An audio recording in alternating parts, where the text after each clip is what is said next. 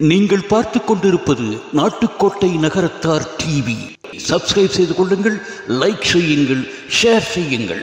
சென்னையில் வைர நகைகள் வாங்க R Arunachalam, A Ramnath, smart diamonds, traditionally modern jewellery, T Nagar, Chennai. சொக்கநாதபுரத்தில் சம்பத் செட்டியார் நாட்டு பசுக்களை தனது வீட்டிலேயே வளர்த்து அவற்றின் சாணத்திலிருந்து முறைப்படி தயாரிப்பதே சிவம் திருநீர்.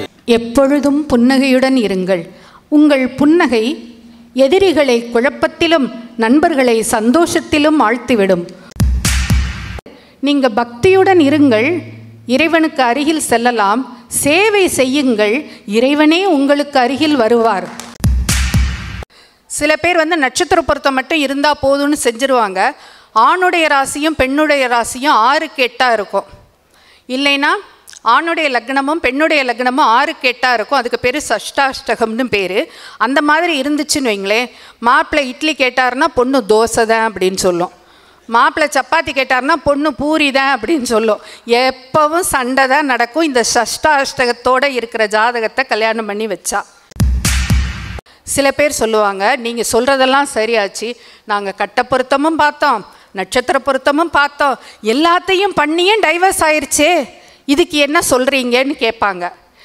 இங்கே தாங்க நம்ம ரொம்ப தடுமாறுறோம். ஒரு வழிக்கு விழுகிறது இந்த இடத்துல தான். என்னன்னா, இது எல்லாத்துக்கும் மேலே இன்னும் ஒரு மிக முக்கியமான ஒரு பொருத்தம் இருக்குது. பெண்கள் வச்சுருக்கீங்க, நீங்கள் பையன் பார்க்குறப்ப நம்ம நிறைய கண்டிஷன் போட்டுடுறோம். அதாவது ஐடி கம்பெனியில் தான் இருக்கணும், மாமியார் மாமனார் இருக்கலாம் ஆனால் கூட இருக்கக்கூடாது. அதுக்கப்புறம் take home pay 80 to 1 lakh இருக்கணும். இப்போ உள்ள கண்டிஷன் டேக் ஹோம் பே இவ்வளவு இருக்கணும். இந்த மாதிரி நிறைய கண்டிஷன் போடுறாங்க. இது பொண்ணுக்கு ஆத்தாப்பச்சியும் இதுக்கு உடந்தையாக இருக்கிறது எனக்கு கொஞ்சம் வருத்தமாக இருக்குது. இன்றைக்கி இவங்க சொன்னாங்க டைவர்ஸ் நிறைய நடக்குது. அதுக்கு take everything in a positive way. விட்டு கொடுத்து போகலாமே. நகை நட்டு கொடுத்தாலும் துட்டு கொடுத்தாலும் பட்டு கொடுத்தாலும் கிடைக்காதது விட்டு கொடுத்தால் மட்டுமே கிடைக்கும். எண்ணிய முடிதல் வேண்டும், நல்லவே எண்ணல் வேண்டும், திண்ணிய நெஞ்சம் வேண்டும், தெளிந்த நல்ல அறிவு வேண்டும். நம்ம லேடிஸ் ஒரு 40 வயசு தாண்டிட்டோன்னா வி ஃபீல் நம்ம கொஞ்சம் தனிமையில் இருக்க மாதிரி. ஏன்னா நம்ம பிள்ளைங்களுக்கு நம்ம தேவையில்லாமல் போயிடுறோம். காலையில் சமைச்சு டேபிளில் வச்சுட்டா போதும், they take care of themselves. நம்ம செட்டியாருங்கள்லாம் அவங்க ஆஃபீஸு பிஸ்னஸ் அப்படி பார்த்துக்கிறாங்க. பிள்ளைங்க என்ன சொல்கிறாங்க, அம்மா உனக்கு இதெல்லாம் தெரியாது, நாங்களே பார்த்துக்குறோம் அப்படின்றாங்க. ஸோ அந்த 40 years வரும்போது we feel we are lonely, we are left out. அந்த டைமில் நமக்காண்டி நம்ம வாழணுங்கிற ஒரு இன்டென்ஷன் எனக்கு இருந்தது. ஸோ நம்ம என்ன பண்ணலாம் அப்படின்னு நான் ஒரு நாள் நைட்டு உட்காந்து ரொம்ப யோசிச்சுட்டே இருந்தேன். அப்போ தான் எனக்கு தோணுச்சு, நம்ம எதில் ரொம்ப பேஷனேட்டாக இருக்கோமோ அதை பண்ணலாம். நம்ம இந்த உலகத்துக்கு வந்தோம், வாழ்ந்தோம், போனோம் அப்படின்னு இருக்கக்கூடாது. நிறைய பேர் ஐநோ, எங்கள் அம்மாவே சரி, எங்கள் மாமியாரும் சரி, இந்த காலையிலேருந்து நைட்டு வரைக்கும் டிவியில் என்ன போடணும் ஒரு சீரியல் கூட விட மாட்டாங்க. ஃபுல்லாக எல்லா சீரியலும் பார்த்துட்டே இருப்பாங்க. ஆனால் என்னமோ தெரில, எனக்கு அந்த டிவி பார்க்குற ஹேபிட்டே இல்லாமல் போயிடுச்சு. ஸோ நான் என்ன சொல்கிறேன், நம்ம ரொம்ப டிவியோட அடிக்ட் ஆகிடக்கூடாது. ஸோ நமக்காண்டி நம்ம கொஞ்சம் டைமை ஸ்பெண்ட் பண்ணி, நம்ம ஒரு எக்ஸசைஸ்க்காண்டி நம்ம டைம் ஸ்பெண்ட் பண்ணணும், நம்ம ஹெல்த்துக்காண்டி நம்ம டைம் ஸ்பெண்ட் பண்ணணும். ஏன்னா பிள்ளைங்களுக்கும் ஹஸ்பண்டுக்கும் நம்ம நிறைய உழைச்சிட்டோம். ஸோ நம்மளுக்காண்டி we have to live for ourselves. நம்மளை நீங்கள் நினைக்கக்கூடாது யாராவது புஷ் பண்ணி இந்த இருக்குது இதை பண்ணுங்கன்னு சொல்லுவாங்கன்னு. We have to take the first step. நம்ம முதல் ஸ்டெப் நம்ம எடுத்தால் தான் நம்மளால் நெக்ஸ்ட் ஸ்டெப்புக்கு போக முடியும். The world will open to as. பொதுவாகவே பெண்கள் நல்ல சிந்தனையாளர்கள். பாடல்கள் பாடுவதிலும், பக்குவமாய் சமைப்பதிலும், கட்டு செட்டாய் வாழ்வதிலும் கட்டி சமத்திகள். வெற்றி கண்ட நகரத்தரின் ஒவ்வொருவருக்கும் பின்னாலும் நிச்சயம் ஒரு ஆட்சிமார்கள் இருக்காங்க. அது நம்ம எல்லாருக்கும் நல்லாவே தெரியும். ஆட்சி இல்லாத வீடு, ஆண்டவனே இல்லாத ஆலயம்.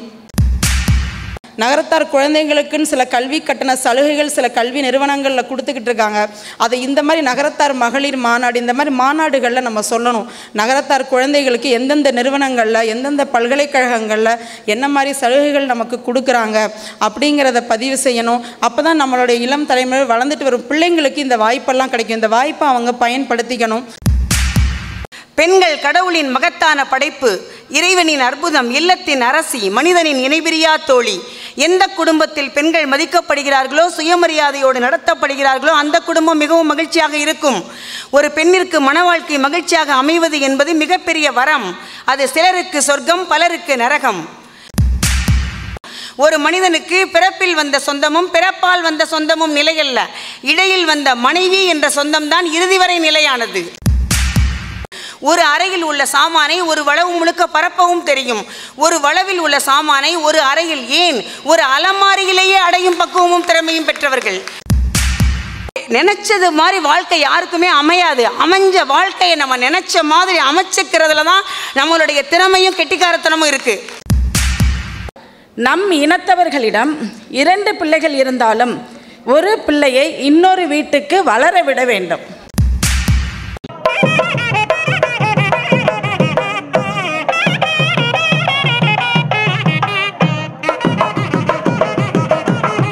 சிந்திப்பவர்கள் தெய்வானை காசிநாதன், வள்ளி அண்ணாமலை, ரங்கநாயகி முத்து, இன்பா சுப்பிரமணியம், மீனா சுந்தர், லக்ஷ்மி ராமு, வள்ளியம்மை சுப்பிரமணியம், விசாலாட்சி ராமநாதன், லக்ஷ்மி சோமு, இவங்கெல்லாம் சிந்தனை நம்ம நகரத்தார் பெண்மணிகளுக்கு என்ன இருந்தால் நல்லாயிருக்கும், எப்படி இருந்தால் நல்லாயிருக்கும், பெண்மணிகள் என்ன செய்யலாங்கிறத பற்றி அவங்களுக்கு பிடிச்ச டாப்பிக்கை பற்றி பேச போகிறாங்க. அடுத்ததாக பேச இருப்பவர் திருமதி லக்ஷ்மி ராமு. இவர்கள் கானடுகாத்தானை சேர்ந்தவர்கள். கானடுகாத்தானில் பிறந்து கானடுகாத்தானிலே மனம் புரிந்து கொண்டவர்கள். இவங்க கல்வித்துறையிலேயே இருக்காங்க. நம்ம ஆட்சி வந்திருக்காங்க, அவங்களோட அதே மாதிரி நிறையா பணி செய்கிறாங்க. MA, MEd, MPhil, principal in army school Gujarat சூரத்தில்.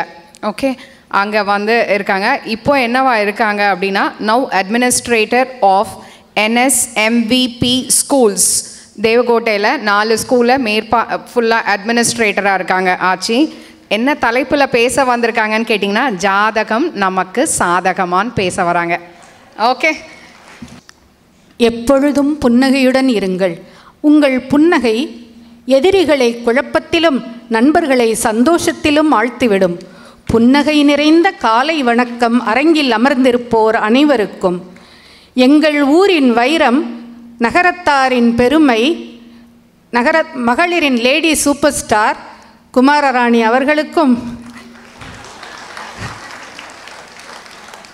அதிகமாக பிள்ளைகளை பெற்றுக்கொள்ளுங்கள் என்று மேடை ஏறி வலியுறுத்தும் திரு லேனா காசிநாதன் அவர்களுக்கும், மற்றும் மிக முக்கியமாக எங்கள் ஊர் மாப்பிள்ளை இளங்கோ அண்ணன் அவர்களுக்கும் மற்றும் அரங்கில் உள்ளோர் அனைவருக்கும் காலை வணக்கம்.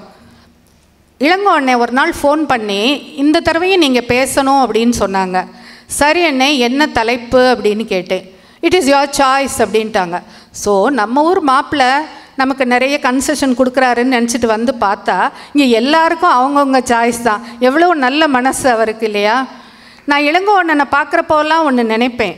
அதாவது, நீங்கள் பக்தியுடன் இருங்கள், இறைவனுக்கு அருகில் செல்லலாம். சேவை செய்யுங்கள், இறைவனே உங்களுக்கு அருகில் வருவார். இளங்கோ அண்ணன் நகரத்தாருக்கு செய்கிற சேவை கொஞ்சம் நஞ்சம் இல்லைங்க. அந்த இறைவன் உங்களுக்கும் உங்கள் துணைவியாருக்கும் உங்கள் மக்களுக்கும் நீண்ட ஆயுளையும் நிறைந்த செல்வத்தையும் வழங்கணும்னு கேட்டுக்கிட்டு இப்போ நான் டாப்பிக்கில் போகலாம். இதை எதை பற்றி பேசுகிறதுன்னு சிந்திச்சே 1 மாதம் போயிடுச்சு. எதை பற்றி பேசுகிறது? எல்லாரும் பேசுகிறதையும் பற்றி பேசுனா அண்ணனே சொல்லுவாங்க. காலையில் கூட சொன்னாங்க, அரைச்சமாவையே எல்லாரும் அரைச்சிக்கிட்டு இருக்காங்களே அப்படின்னு சொன்னாங்க. சரி, எதை பற்றி பேசுகிறதுன்னு ஒரு நாள் அசந்து தூங்கிட்டேன். எங்கள் அப்பச்சி கனவுல வந்தாங்க. எங்கள் அப்பச்சி யார்? ஐயனே சிதம்பரனே, இளங்கோ அண்ணனுக்கு ரொம்ப ஃப்ரெண்டு. ஆத்தா, உன்னை நான் நிறைய படிக்க வச்சுருக்கனே, படித்ததை பற்றி பேச ஆத்தா அப்படின்னாங்க. அப்பச்சி, நீங்கள் என்ன எம்ஏ இங்கிலீஷில் படிக்க வச்சிங்க, இங்கிலீஷை பற்றி பேசுனா தெரிச்சு ஓடி போயிடுவாங்க எல்லாரும் அப்படின்னு. சரி, அப்புறம் அடுத்தது பிஎட் எம்எட்லாம் பண்ணேன். அதெல்லாம் டீச்சர் ட்ரைனிங், அதுவும் சரியாக வராது. எம்ஃபில் சைல்டு சைக்காலஜி, அதுவும் சரியாக வராதுன்னே. அப்புறம் வேறு என்ன அப்படின்னாங்க. உங்கள் செட்டியார் படிக்க வச்சுருப்பாங்கல்ல உன்னைய, அதில் ஏதாவது பேசேன் அப்படின்னாங்க. அக்கூபஞ்சரில் டாக்டரேட் பண்ணேன். அது எனக்கு நானே வைத்தியம் பண்ணிக்க, உடம்புல தான் எக்கச்சக்க வியாதி இருக்கே, ஒவ்வொரு தடவையும் டாக்டர்கிட்ட போக வேண்டான்னு அக்கூபஞ்சர் படித்தேன். இப்போ போய் இவங்களையெல்லாம் குத்தலாமா அதை வச்சு? அதுவும் சரியாக வராது. அப்புறம் ஜாதகத்தை பற்றி ஒரு 2 வருஷம் படித்தேன் அப்பச்சி. அதை பற்றி நீ பேசுனா என்ன? நம்ம நகரத்தார் இப்போ இந்த ஜாதகத்தில் தான் நிறைய தடுமாறுறாங்க. மிச்சம் எல்லாத்துலேயும் தலை சிறந்து இருக்காங்க, இந்த ஜாதகம் பார்க்குறதுல தான் தடுமாறுறாங்க. அதை பற்றி அவங்களுக்கு கொஞ்சம் தெளிவாக எடுத்து சொல்லேன் அப்படின்னு சொன்னாங்க. அதனால தான் இப்போ நான் ஜாதகம் எப்படி தெரியுமா படிக்க ஆரம்பித்தேன். ரொம்ப நாளாக படிக்கலை. ஏன்னா கல்யாணம்லாம் ஆகி பிள்ளைகளுக்கெல்லாம் கல்யாணம் ஆன பிறகு தான் படித்தேன் இந்த ஜாதகத்தை பற்றி. ஏன் தெரியுமா? இந்த நகரத்தாருக்கு ஏதாவது சேவை செய்யணும்னா இந்த ஜாதகத்தை பற்றி தெரிஞ்சுக்கிட்டு இது நல்லதா கெட்டதா, எப்பப்போ ஜாதகம் பார்க்கலாம் அப்படின்னு தெரிஞ்சுக்கிறதுக்காக தான் ஜாதகம் படித்தேன். ஒரு 2 வருஷம் படித்தேங்க. ரொம்ப கஷ்டப்பட்டு படித்து அதில் ஒரு 4 டிகிரி எல்லாம் வாங்கி ஒரு 150 வருஷத்து பஞ்சாங்கம்லாம் வாங்கி வச்சுருக்கேன். அதனால் பழைய பஞ்சாங்கம்னு நினச்சிடாதீங்க, இப்போ லேட்டஸ்ட்டாக பார்க்கலாம். அதாவது நம்ம எப்பப்போ ஜாதகம் பார்க்குறோம், ஒரு குழந்தை பிறந்த உடனே 1 வருஷம் ஆன உடனே ஜாதகம் எழுத போகிறோம். அப்போ கொஞ்சம் ரொம்ப கேஷுவலாக விட்டுருவோம். அடுத்தது அந்த பிள்ளை படிக்குதா படிக்கலையா அப்படின்னு பார்க்குறதுக்காக ஒரு 10 வயசில் திருப்ப ஜாதக கட்டை தொடுவோம். அப்புறம் ஒரு 15 வயசில் எந்த லைனில் இவனை படிக்க வைக்கலாம் அதுக்கும் நம்ம போவோம் ஜாதகத்தை பார்க்க போகிறோமா. அதுக்கு அடுத்ததான் மிக முக்கியமானது, வேலை எங்கே கிடைக்கும், உள்நாட்டிலையா வெளிநாட்டிலையா, உள்ளூர்லையா வெளியூர்லையா, அரசாங்க வேலையா இல்லை சாதாரண வேலையா, இதுக்கு நம்ம திரும்ப ஜாதக கட்ட தொடுவோம். அதுக்கடுத்தது எப்போ? மிக முக்கியமான கட்டம், நம்ம எல்லாரும் தடுமாறுற இடம் கல்யாணம். திருமணத்தில் ஜாதக கட்டை தூக்கிட்டு அப்பப்பா படுற பாடு கொஞ்சம் நஞ்சம் இல்லைங்க. அதை பற்றி கொஞ்சம் விரிவாகவே நான் சொல்லிடுறேன். அப்போ ஜாதகம் பார்க்குறோம். அடுத்தது குழந்தை பிறக்கிறதுக்கு, குழந்தை எப்போ பிறக்கும், என்ன குழந்தை பிறக்கும், அதுக்கடுத்தது திருப்ப எகைன் அந்த குழந்தைக்கு ஜாதகம். So it becomes a routine. நம்ம வாழ்க்கையெல்லாம் இந்த ஜாதகத்தோடு போராடிக்கிட்டே தான் இருக்கோம் இல்லையா? ஆனால் இதை சில பேர் மூட நம்பிக்கைன்னு சொல்லுவாங்க, அதை நம்ம அப்படியே விட்டுறலாம், அது அவங்கவுங்க பாடு. ஆனால் ஜாதகம்னு பார்க்க ஆரம்பிச்சிட்டோன்னா அதை கரெக்டாக தெரிஞ்சுக்கிட்டு பார்க்கணும், மூட நம்பிக்கையோடு பார்க்கக்கூடாது. இப்போ கூட காலையில் தெய்வானையாச்சு அவங்க சொன்னாங்க, ஒரு சம்பிரதாயம் சொன்னாங்க, காப்பு கழட்டி காமோதரம் இடுறது அப்படின்னு சொன்னாங்க. இதை கொஞ்சம் நல்லாவே புரிஞ்சுக்கலாமே. காப்பு கட்டுறது அப்படின்னு எப்பப்போ காப்பு கட்டுவோம்? ஒரு கோவிலில் திருவிழா அப்போது ஐயர் காப்பு கட்டுவாங்க, அந்த கோவிலுக்கு காப்பு கட்டுறது இருக்கும். அதாவது இந்த கோவிலில் திருவிழா ஆரம்பிக்க போகுது, திருவிழா முடிகிற வரைக்கும் இந்த ஊர்க்காரங்க வெளியூருக்கு போகக்கூடாது அப்படிங்கிறதுக்காக காப்பு கட்டுறோம். மக்களுக்கு எதுக்காக காப்பு கட்டுறோம்? பெண்ணே, உனக்கு திருமணம் ஆகப் போகிறது, சடங்குகள் நடக்கப் போகிறது, நீ இந்த வீட்டை விட்டு வெளியில் செல்லக்கூடாது என்பதற்காக கையில் ஒரு காப்பை கட்டுகிறோம். ஒரு துணியில் மஞ்சளை முடித்து கட்டுறோம். இதுக்கு பேர் தான் காப்பு கட்டுறது. இந்த காப்பு கட்டிட்டு காப்பை கழட்டுறதுன்னு ஒரு சடங்கு இருக்குது, காமோதரம் இடுறதுன்னு. திருமண சடங்குகள் அனைத்தும் முடிந்த பிறகு மதியத்திற்கு மேல், பெண்ணே உனக்கு திருமணம் ஆகிவிட்டது, இந்த காப்பை கழட்டி நீ மறு வீட்டிற்கு செல்ல போகிறாய், உனக்கு நீ மனமாகிவிட்டது என்று தெரிவிப்பதற்காக உனக்கு கால் மெட்டி இப்பொழுது அணியப்பட போகிறது என்று கூறுவதற்காக அந்த காப்பை கழட்டிவிட்டு இங்கு கால் மோதிரத்தை அணிகிறார்கள்.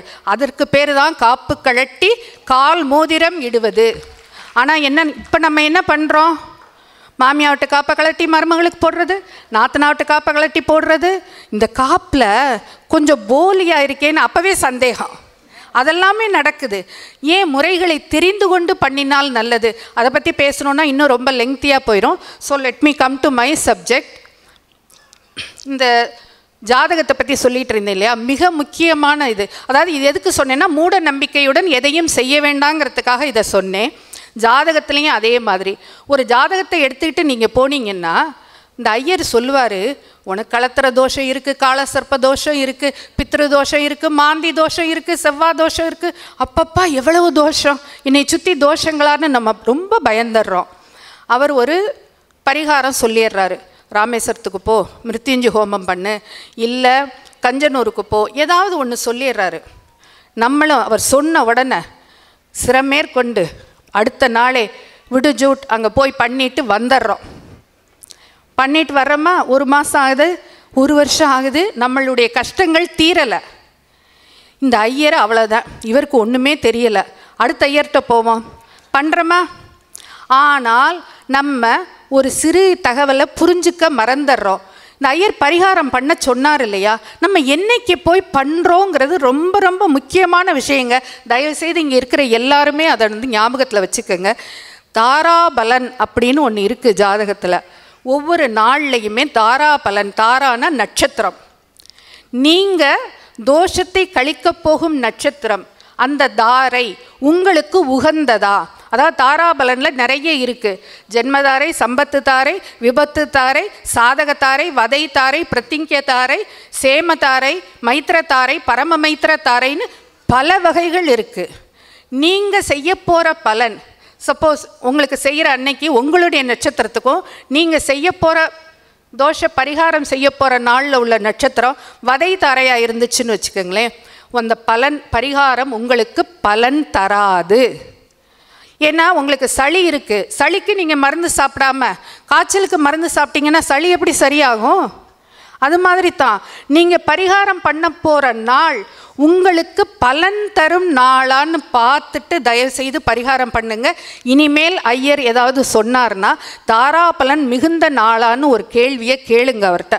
அவரே கொஞ்சம் ஆடி போயிடுவார், கொஞ்சம் விஷயம் தெரிஞ்சவங்க போல், இவங்கள்ட்ட ஜாக்கிரதையாக இருக்கணும் அப்படின்னே நினச்சிக்குவாங்க. அதனால் அது ஒன்று.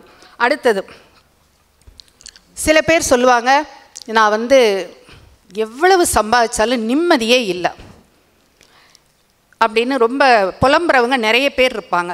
இதுக்கும் ஒரு அர்த்தம் இருக்குங்க. ஒரு சிறு கதை மூலம் நான் இதை விளக்க ஆசைப்பட்றேன். ஒரு பெரிய முதலாளி இருக்கார். அவர் வந்து ஒரு ஃபேக்ட்ரி ஓனர்னு வச்சுக்கலாமே. அந்த ஃபேக்ட்ரி ஓனர் வந்து daily he has to go to the factory. Daily போகணும்.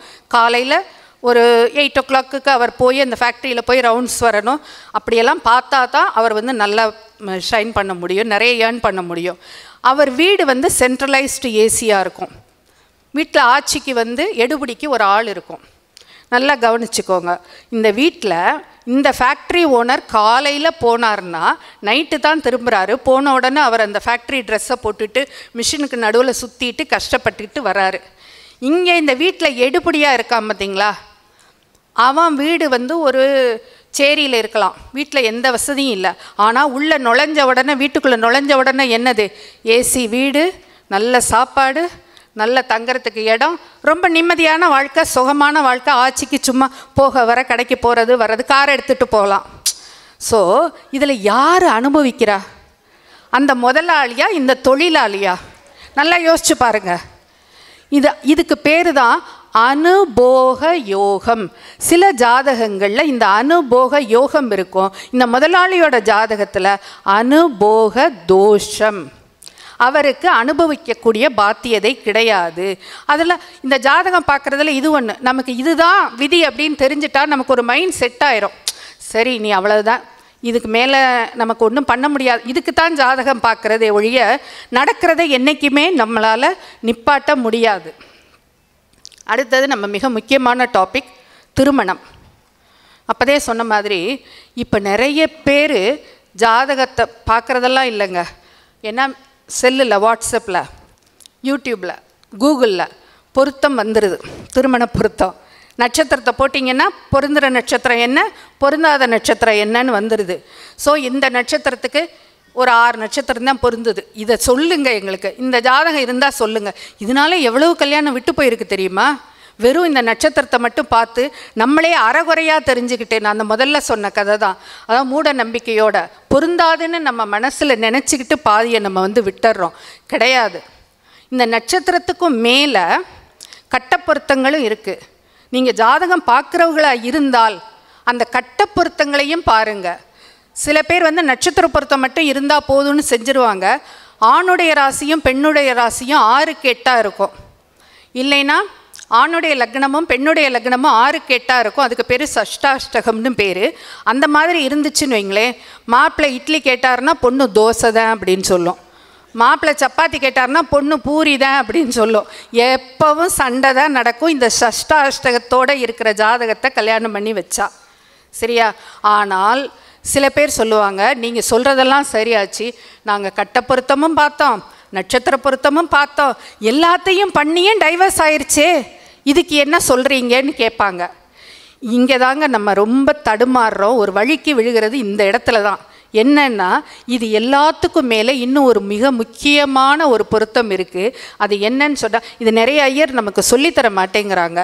என்னென்னா, ஒவ்வொரு நாளும் நாம் பிறந்த தேதி நம்ம ஜாதக புக்கை எடுத்து பாருங்களேன், நாள் இருக்கும், திதி இருக்கும், கரணம் அப்படின்னு ஒன்று போட்டிருக்கும், நாமம் அப்படின்னு ஒன்று போட்டிருக்கும், யோகம் 5 இது இருக்கும். நீங்கள் உங்கள் ஜாதக புக்கை எடுத்து பாருங்கள்.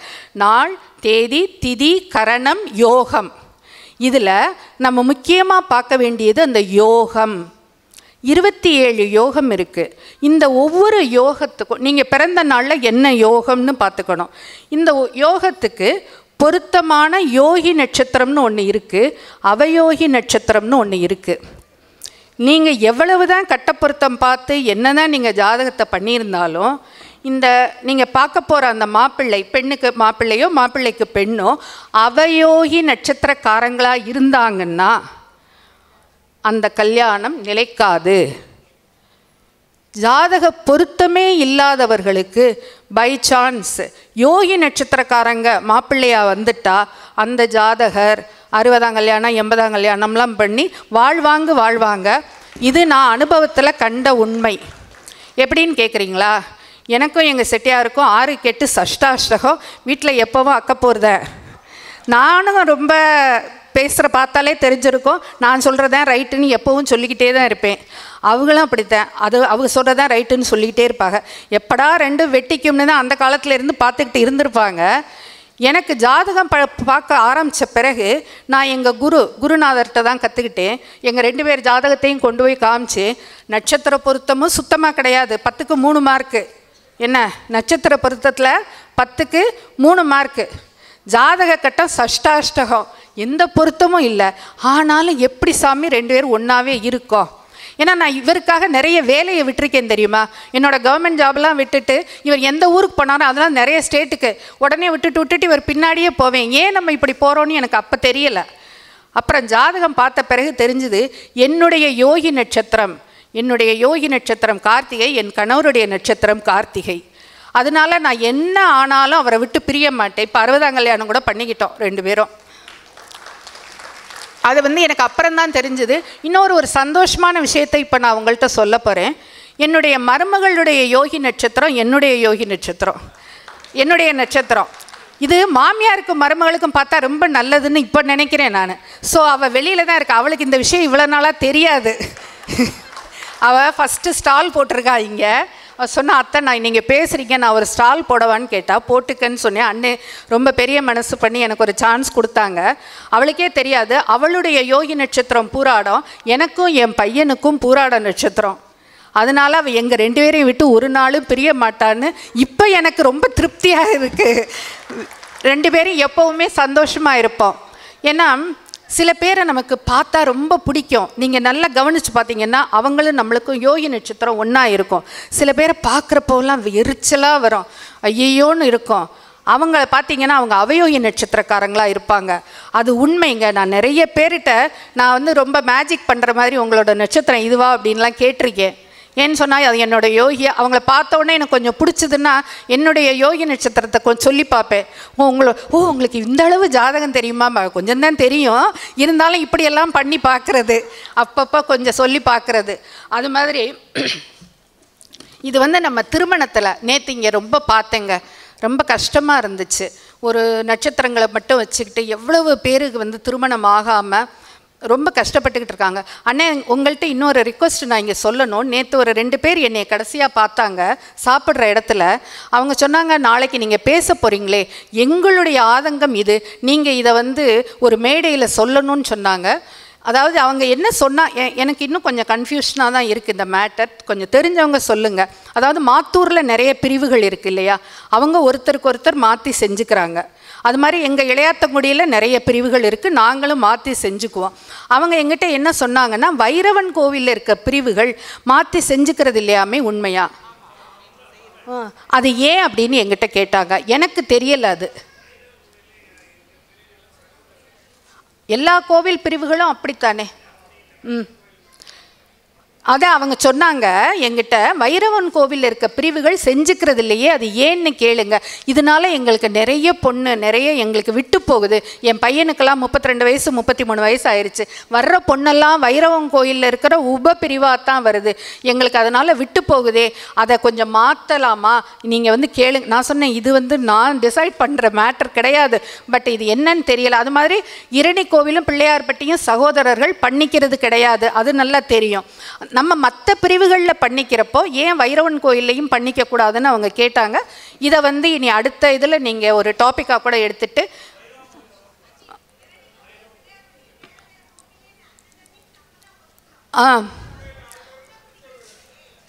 அதையும் ஒரு டாப்பிக்காக நீங்கள் அடுத்ததில் எடுத்துக்கங்க. இரணி கோயில் பிள்ளையார்பட்டியும் இந்த வைரவன் கோயில் சொல்கிறாங்க அவங்க.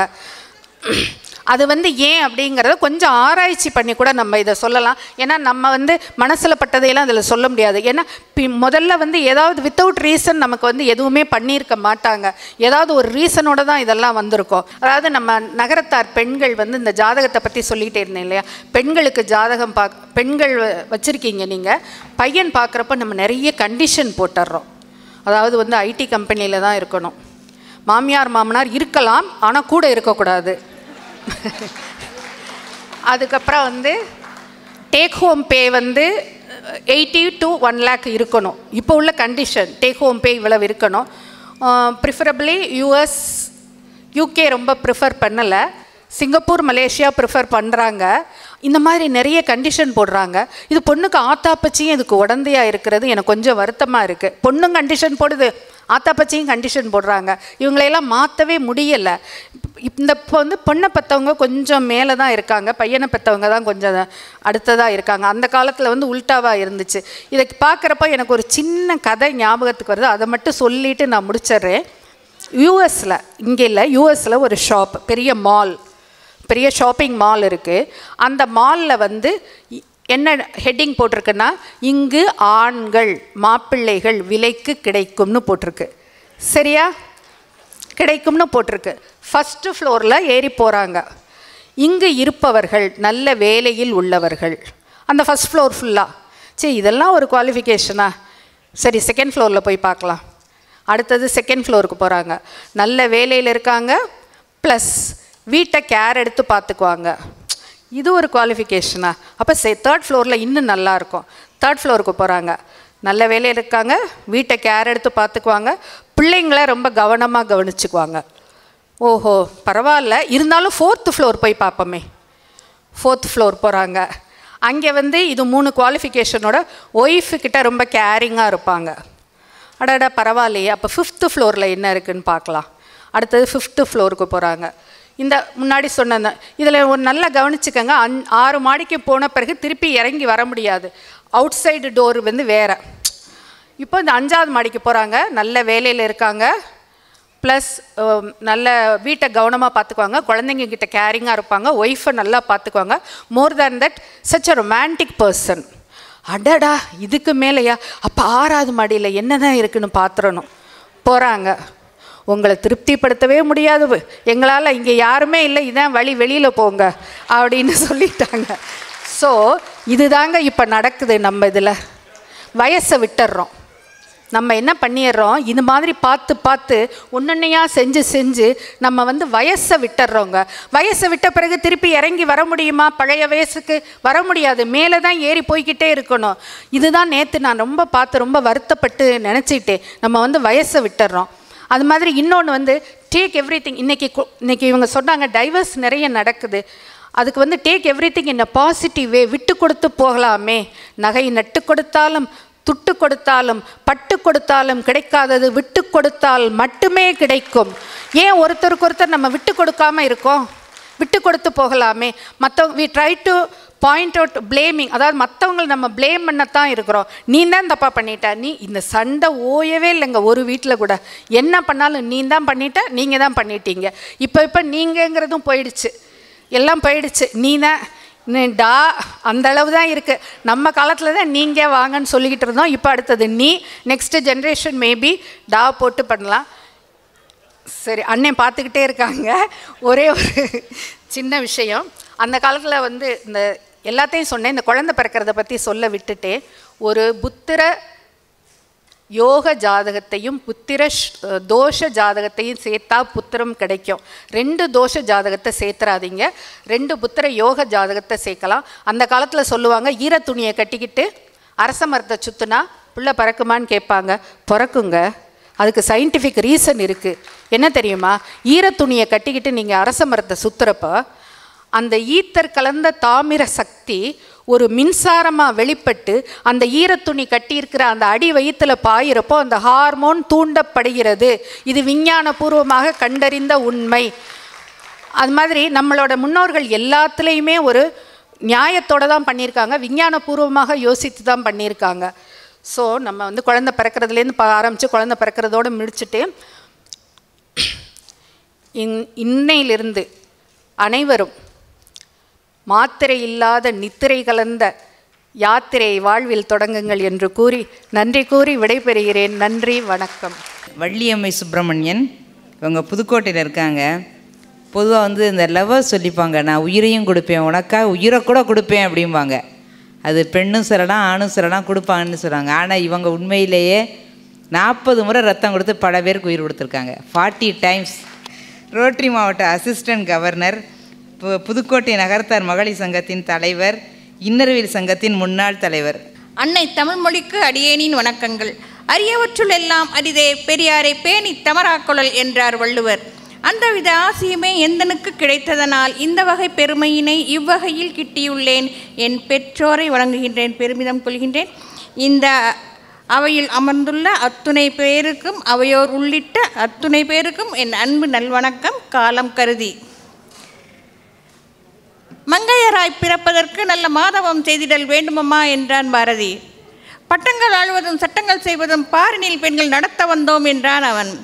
அன்று அவன் கண்ட கனவுகள் அத்துணையும் நனவுகளாக ஆகி வரும் காலகட்டத்தே பெண்கள் இல்லாத துறையே இல்லை என்று சொல்லும் அளவிற்கு உயர்ந்துள்ள இந்த நிலையில் பெண்களுக்கென சங்கங்கள் அமைத்து எண்ணற்ற ஊக்கங்களை கொடுத்து வரும் இந்த சமுதாயம் பெண்களுக்கு என ஒரு மாநாடு எங்கே? சென்னையில். யார் நடத்துகிறார்? நகரத்தார் மலர் ஆசிரியர் இளங்கோவன் தலைமையில் இந்த விழா நடக்கிறது என்று சொன்னால் அதில் நாம் எல்லோரும் பங்கு கொண்டுள்ள இந்த நிலைமையை நினைத்து மனதார பாராட்டி வாழ்த்தி கரவொலி எழுப்பி அன்னாருக்கு மனமார்ந்த நன்றியை தெரிவித்துக் கொள்வோம். இன்றைய எனக்கு இட்ட பணி இதோ. சமுதாய சிந்தனை. சமுதாய சிந்தனையை சரித்திரத்தில் பார்ப்போமா? சமுதாய சிந்தனையை சரித்திரத்தில் பார்ப்போமா? இல்லை என்று வந்தவர்க்கு ஈவரேதான் நம் இனம். ஆம், இல்லை என்று வந்தவர்க்கு ஈவரேதான் நம் இனம். பந்தமுள்ள சுற்றமதை பாசமுடன் அணைப்பதேதான் நம் இனம். விட்டு கொடுப்பதையே வீட்டுக்கு அழகு என்பதேதான் நம் இனம். செட்டாக வாழ்வதையே சிறப்பு செழிப்பு என்பதுதான் நம் இனம். இத்தனை இலக்கணத்தையும் மற்றவர்க்கு எடுத்துக்காட்டாக திகழ்வது நம் இனம். இத்தனையும் உடனிருக்க சமுதாய பார்வையிலே சாதிக்க வேண்டியவை பல. ஆம், இத்தனையும் உடனிருக்க சமுதாய பார்வையிலே சாதிக்க வேண்டியவை பல. ஆம், விழிமின் தாயவள் எழுமின் போதுமே உறக்கம். சாதிக்க வேண்டிய நேரம் இது. ஆம், சாதிக்க வேண்டிய நேரம் இது. பழையன கழிதலும் புதியன புகுதலும் மரபு. ஆம், பழையன கழிதலும் புதியன புகுதலும் மரபு. பழமை மாறா உணர்வோடு புதியன புகுத்துவதே நம் கடமை. நாளொன்று போனால் வயதொன்று போகும் என்பர். நாளொன்று போனால் வயதொன்று போகும் என்பர். இன்னார்க்கு இன்னார் என எழுதி வைத்தார் தேவன் அன்று. ஆம், இன்னார்க்கு இன்னார் என எழுதி வைத்தான் தேவன் அன்று. வளம் நிறை வைபவத்தை உரிய வயதினிலே உன்னதமாய் செய்திடுவோம். ஆண்மகவுக்கும் பெண்மகவுக்கும் அனுசரிக்கும் குணமதனை பெண் பிள்ளை ஆண்மகவுக்கும் பெண்மகவுக்கும் அனுசரிக்கும் குணமதனை சிறுவயது முதலாக சிந்தைக்கு சொல்லி வைப்போம். சிந்தை நிறைய சொல்லி வைப்போம். பெண் பிள்ளை அவர் தம்மை பேணிக்காக்கும் வேளையிலே சமையல் கலை தன்னை அறிந்திடம்மா, தெரிந்து கொள்ளம்மா என்று பக்குவமாய் எடுத்துரைப்போம். சந்தோஷம் பெருகுதம்மா, சந்தேகம் இல்லையம்மா, தைரியமும் வேண்டுமம்மா, தனித்திறமை வேண்டுமம்மா என்று சொல்லி அந்த பெண்மகவை பெருமையுடன் வளர்த்திடுவோம். பெண்களே, எத்தனைதான் நாம் படித்திடினும், பெண்களே நாம் எத்தனைதான் படித்திடினும் குடும்பத்தின் குலவிளக்கு நாமன்றோ? ஆம், குத்துவிளக்காய் இருந்து குலம் காக்க புறப்படுவோம். கோதையர் ஒன்று கூடி நடத்துகின்ற இவ்விழாவில், இந்த மாநாட்டில், கோதையர் ஒன்று கூடி நடத்துகின்ற இந்த மாநாட்டில் நாமெல்லாம் எண்ணி பார்த்து நாசுக்காய் முடிவெடுப்போம். சிக்கனத்தை சிந்தையில் எக்கணமும் பின்பற்றும் நாம் திருமணம் எனும் நிகழ்வில் எக்கணமும் கடைபிடித்த சிக்கனத்தை அக்கணமே மறந்திடுவோம். பாங்கான பலகாரம் பல வகை செய்திடுவோம். சுவைக்கு சுவை கூட்டி இலையை நிரப்பிடுவோம். எத்தனை பதார்த்தம் இலைக்கே சொந்தமென விட்டுடுவோம். ஐயகோ, நெஞ்சு பொறுக்குதிலையே. இருந்திடும் அன்பு மக்களே, நகரத்தார் பெருமக்களே, இதற்கு ஒரு வழி செய்ய இன்றே புறப்படுவோம். எண்ணிய முடிதல் வேண்டும், நல்லவே எண்ணல் வேண்டும், திண்ணிய நெஞ்சம் வேண்டும், தெளிந்த நல்ல அறிவு வேண்டும் என்பதை மனதில் கொள்வோம். பாருக்குள்ளே பிறந்த பதுமை, இவள் பாரதி கண்ட புதுமை, என்றும் இவள் இனிமை, இவளை நினைத்தால் நம் சமூகத்திற்கு பெருமை, சமுதாயத்திற்கு பெருமை என்று சொல்லிக்கொள்ளும் அளவிற்கு ஒவ்வொரு பெண்மகமும் விடிவெள்ளியாய் விளங்கிடுவோம் என வாழ்த்தி வணங்கி விடைபெறுகிறேன். நன்றி, வணக்கம். அடுத்ததாக பேச இருப்பவர் விசாலாட்சி ராமநாதன், கொத்தமங்கலத்தை சேர்ந்தவர்கள். இவர்கள் பிறந்தது நச்சாந்துப்பட்டியில். இவங்க தாஞ்சூர் பெயிண்டிங், அதுதான் இவங்களுடைய சிறப்பு துறை. இவங்க என்ன இதில் தலைப்பில் பேச வராங்கன்னா, how to earn from home, வீட்டிலிருந்தே எப்படி நீங்கள் சம்பாதிக்கலாம் என்பதை பற்றி. இங்கே வந்திருக்க எல்லாருக்கும் வணக்கம். அண்ணன், ஆச்சீஸ், நகரத்தார் ஃப்ரெண்ட்ஸ் எல்லாருக்கும். நான் பேசுவேன்ட்டு என்னை ரெக்கமெண்ட் பண்ணது என்னோடய friend. I like to thank Devasena Murugan. அவங்க அப்பாட்ட சொல்லி நீங்கள் விசாலாட்சிக்கு இங்கே பேச சொல்லுங்கன்னு சொன்னாங்க. அண்ட் ரொம்ப தேங்க்ஸ் டு ஹர். அண்ட் நல்ல ஃப்ரெண்ட்ஸ் இருக்கிறது ஒரு பெரிய வேல்யூ நம்மளுக்கு லைஃப்பில். நான் இவங்கெல்லாம் பேசின மாதிரி தூய தமிழ் எனக்கு பேச தெரியாது. நான் second language Hindi and Sanskrit தான் எடுத்தேன். அதனால் எனக்கு கொஞ்சம் மிக்ஸ்டாக தான் பேசுவேன். ஸோ அதுக்காண்டி ரொம்ப சாரி, இந்த ஸ்டேஜில் ரொம்ப தூய தமிழில் பேச முடியாதுங்கிறதுக்காண்டி. அண்ட் எனக்கு இன்றைக்கி அவங்க கொடுத்துருக்க டாபிக் வீட்டிலேருந்தே நீங்கள் எப்படி ஏர்ன் பண்ணலாம் அப்படிங்கிற டாப்பிக்கை பேசுங்கன்னு சொல்லியிருக்காங்க. First of all I like to just கொஞ்சம் ஷேர் பண்ணுறேன். நம்மளோட முன்னோர்கள், நம்ம ஐயாங்கள்லாம் அப்போ மலேசியா, ரங்கூன், பர்மா அந்த மாதிரி போய் சம்பாதிக்கும் போது நம்ம ஆயா அப்போத்தான் நம்ம வீட்டில் என்ன பண்ணுவாங்கன்னா, அந்த வர பணத்தை நல்ல சிக்கனமாக செலவு பண்ணி அதில் ஒரு நல்ல பெரிய வீடு கட்டி அந்த பிள்ளைங்களை நல்ல எஜுகேஷனுக்கு கொடுத்து ஹாஸ்டலில் சேர்த்து, அப்போல்லாம் அந்த டிப்ரோட்டோஸ் அண்ட் சாரதா வித்யாலயா அங்கே தான் முக்கால்வாசி பேர் படிச்சிருப்பாங்க. அவங்களுக்கு நல்லா டேக் கேர் பண்ணி அவங்களோட வீட்டு, தோட்டம், கிராமம், மாடு, கன்று எல்லாம் வச்சுருந்தாங்க. வரவு செலவெல்லாம் நல்லா பார்த்து ரொம்ப சிக்கனமாக பணம் சேர்த்து அந்த பணத்தை ஒரு வட்டிக்கு விட்டோ அது ஒரு ஏர்னிங் மாதிரி பண்ணி அந்த ஆச்சீஸ், நம்ம அப்பத்தா ஆயாஸ் எல்லாருமே அந்த மாதிரி பண்ணியிருக்காங்க. ஸோ இந்த காலத்தில் நம்ம ஒரு காலேஜுக்கோ ஒரு யூனிவர்சிட்டிக்கோ போய் ஒரு MBA டிகிரி நம்ம வாங்கிட்டு வரோம். ஸோ அந்த காலத்தில் நம்ம ஆயா அப்பத்தா எந்த காலேஜுக்கும் போகாமல் ஒரு சூப்பராக ஒரு MBA டிகிரி வாங்கி ஒருத்தங்க என்ன பண்ணுறாங்களோ அதை அன்றைக்கி சாதிச்சிருக்காங்க. ஸோ நம்ம அவங்களோட ரத்தம் நமக்கு எல்லாமே ஊறி இருக்குது. நம்ம எந்த விதத்துலேயும் எந்த லேடிஸுமே குறைஞ்சவங்களே இல்லை. இங்கே ஹாலில் உட்காந்துருக்கவங்க எல்லாருமே ஒரு விதத்தில் any feel it might be, நம்ம ஒருத்தங்களுக்கு ஒருத்தங்க கம்மியாகவே இருக்கிறதில்ல. எல்லாமே ஒரு விதத்தில் we are expert in something. So அந்த எக்ஸ்பர்ட்னஸை நம்ம முன்னிலையில் கொண்டு அதை யூஸ் பண்ணி அதை நம்ம ஒரு வருமானமாக கொண்டு வரலாம் வீட்டிலேருந்து அப்படிங்கிறத பற்றி தான் நான் இன்றைக்கி பேச போகிறேன்.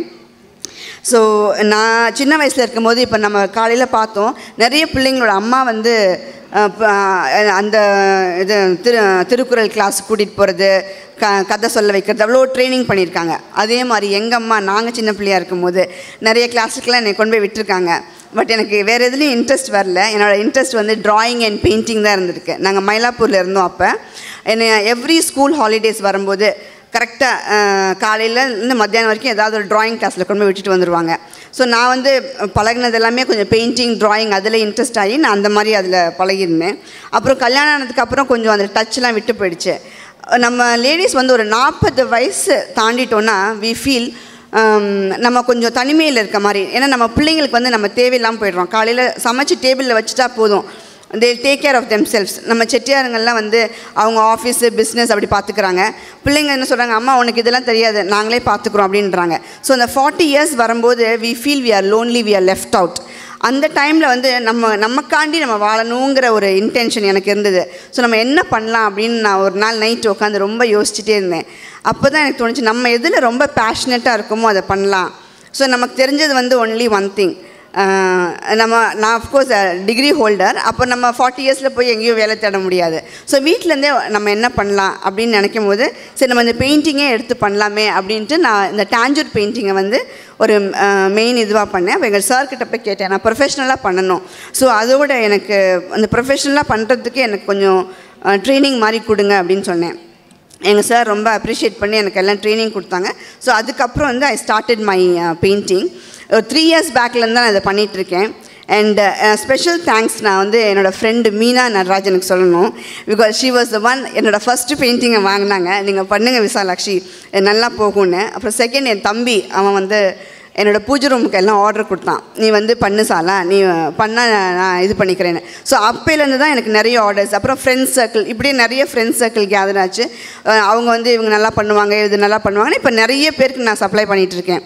So this is how I started my business. எனக்கு வந்து இப்போது நம்ம வீட்டிலேருந்து பண்ணால் நம்மளுக்கு என்ன பெனிஃபிட்ஸுங்கிறத சொல்கிறேன். ஃபஸ்ட்டு வந்து நம்மளோட டைமுக்கு நம்ம வந்து ரிலாக்ஸ்டாக பண்ண முடியும். காலையில் வீட்டில் சமைச்சு வச்சுட்டு பசங்களை ஸ்கூலுக்கு அனுப்பிச்சிட்டு ஹஸ்பண்ட் ஆஃபீஸ்க்கு அனுப்பிச்சிட்டு நமக்கு டைம் ரிலாக்ஸேஷன் நல்லா கிடைக்குது. ஸோ நம்ம நினைக்கிற டைமில் we can ஸ்டார்ட். இந்த ஆஃபீஸ்க்கு போகிற மாதிரி அவசரமாக எல்லாம் பண்ணிட்டு போக வேண்டாம். That is one point. Second வந்து நம்மளுக்கு ஒரு சைடு இன்கம் வந்து க்ரியேட் ஆகுது.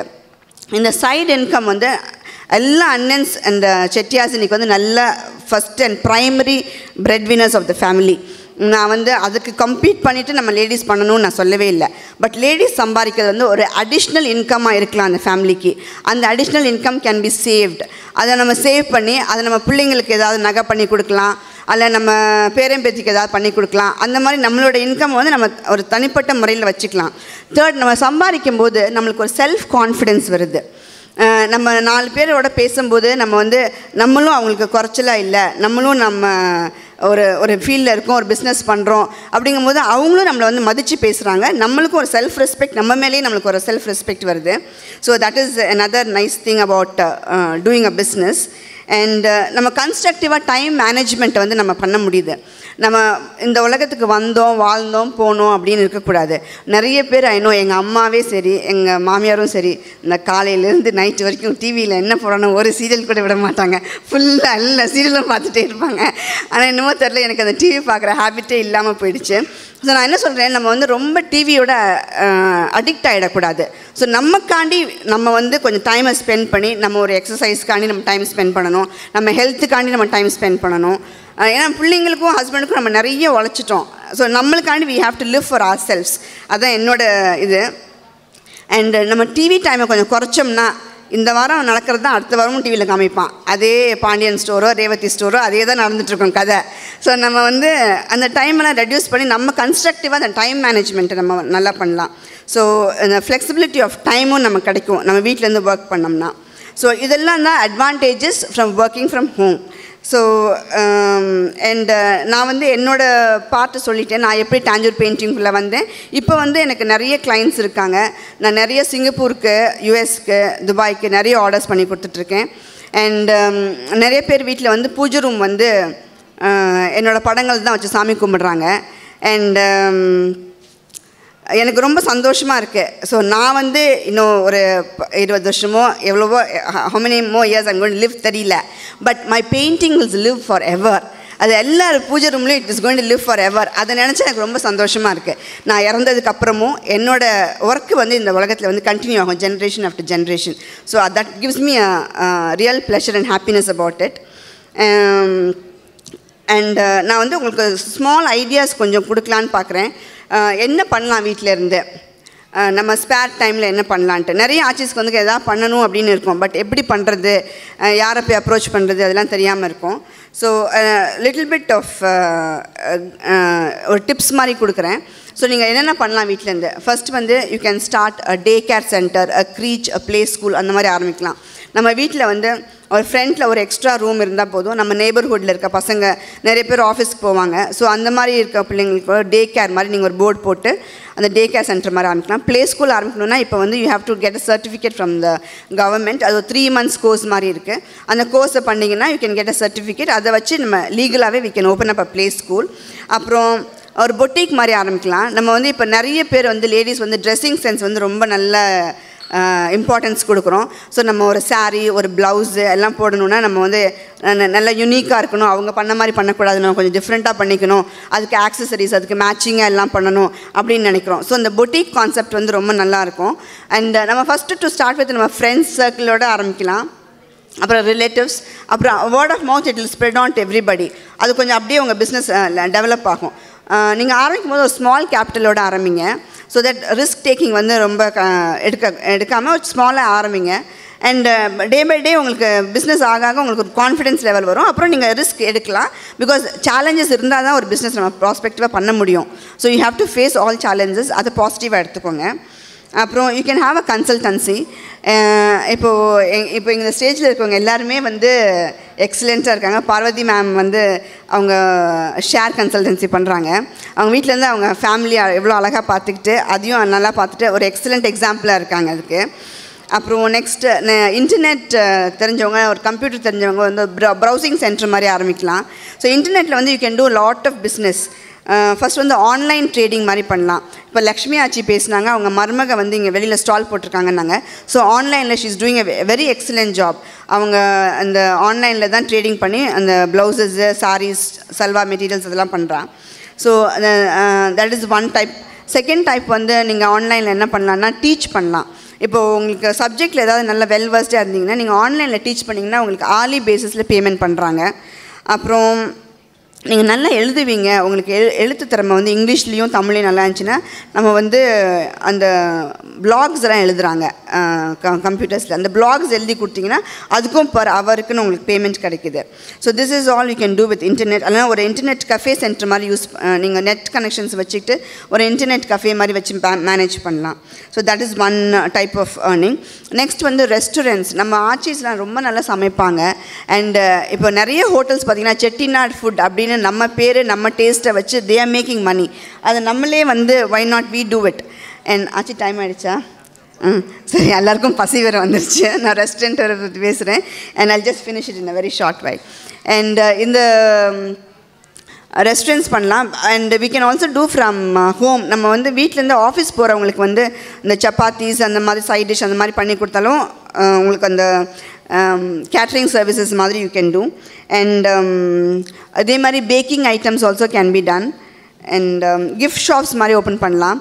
ஸோ இந்த கிஃப்ட் நிறையா வாங்கி வச்சுட்டு வீட்டில் வச்சுட்டு அது மாதிரி கூட you can do it. And we have pet shop. நீங்கள் அனிமல் லவ்வர்ஸாக இருந்தீங்கன்னா that is a very big business today.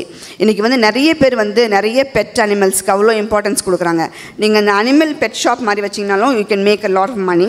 அப்புறம் பேங்கிங் செக்டர்ஸில் வந்து நீங்கள் you can take up insurance agent, postal agent, அந்த மாதிரி ஒரு ஹெல்த் இன்சூரன்ஸ் ஏஜென்ட், அந்த மாதிரி ஏஜென்ட்டாக கூட you can take up and do things. And to sum up opportunities are ample, ஹம்டி. நம்ம தான் வந்து ஐடென்டிஃபை பண்ணணும். நம்மளை வந்து நீங்கள் நினைக்கக்கூடாது யாராவது வந்து புஷ் பண்ணி இந்த இருக்குது இதை பண்ணுங்கன்னு சொல்லுவாங்கன்னு. We have to take the first step. நம்ம முதல் ஸ்டெப் நம்ம எடுத்தால் தான் நம்மளால் நெக்ஸ்ட் ஸ்டெப்புக்கு போக முடியும். The world will open to us. And ரொம்ப டைம் ஆனதுனால I just finish it in short. So ரொம்ப important things what you should keep in mind before starting a business. அதை மட்டும் நான் சொல்லிடுறேன். ஃபஸ்ட்டு உங்களுக்கு என்ன பேஷனட்டாக இருக்குன்னு பாருங்கள். வாட் யூ ரியலி லவ், அதை வந்து உங்கள் பிஸ்னஸாக எடுத்து பண்ணுங்கள். அப்போ தான் உங்களுக்கு பர்சிவியரன்ஸ் அண்ட் இந்த ஃபாலோ அப் பண்ணுறதுக்கு, அது கண்டினியூ பண்ணுறதுக்கு உங்களுக்கு அதை வந்து போர் ஆகாது. போர் ஆகாமல் அதோட இன்ட்ரெஸ்ட் எடுத்து டே அண்ட் நைட் நீங்கள் ஒர்க் பண்ணுவீங்க. ஸோ உங்களுக்கு என்ன பேஷன் இருக்குதுன்னு பாருங்கள் மைண்டில்.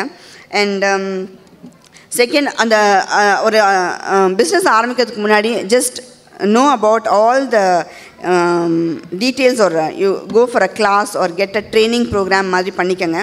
ஸோ யாராவது அந்த சப்ஜெக்ட் பற்றி கேட்டால் உங்களுக்கு ஆன்சர் பண்ண தெரியணும்.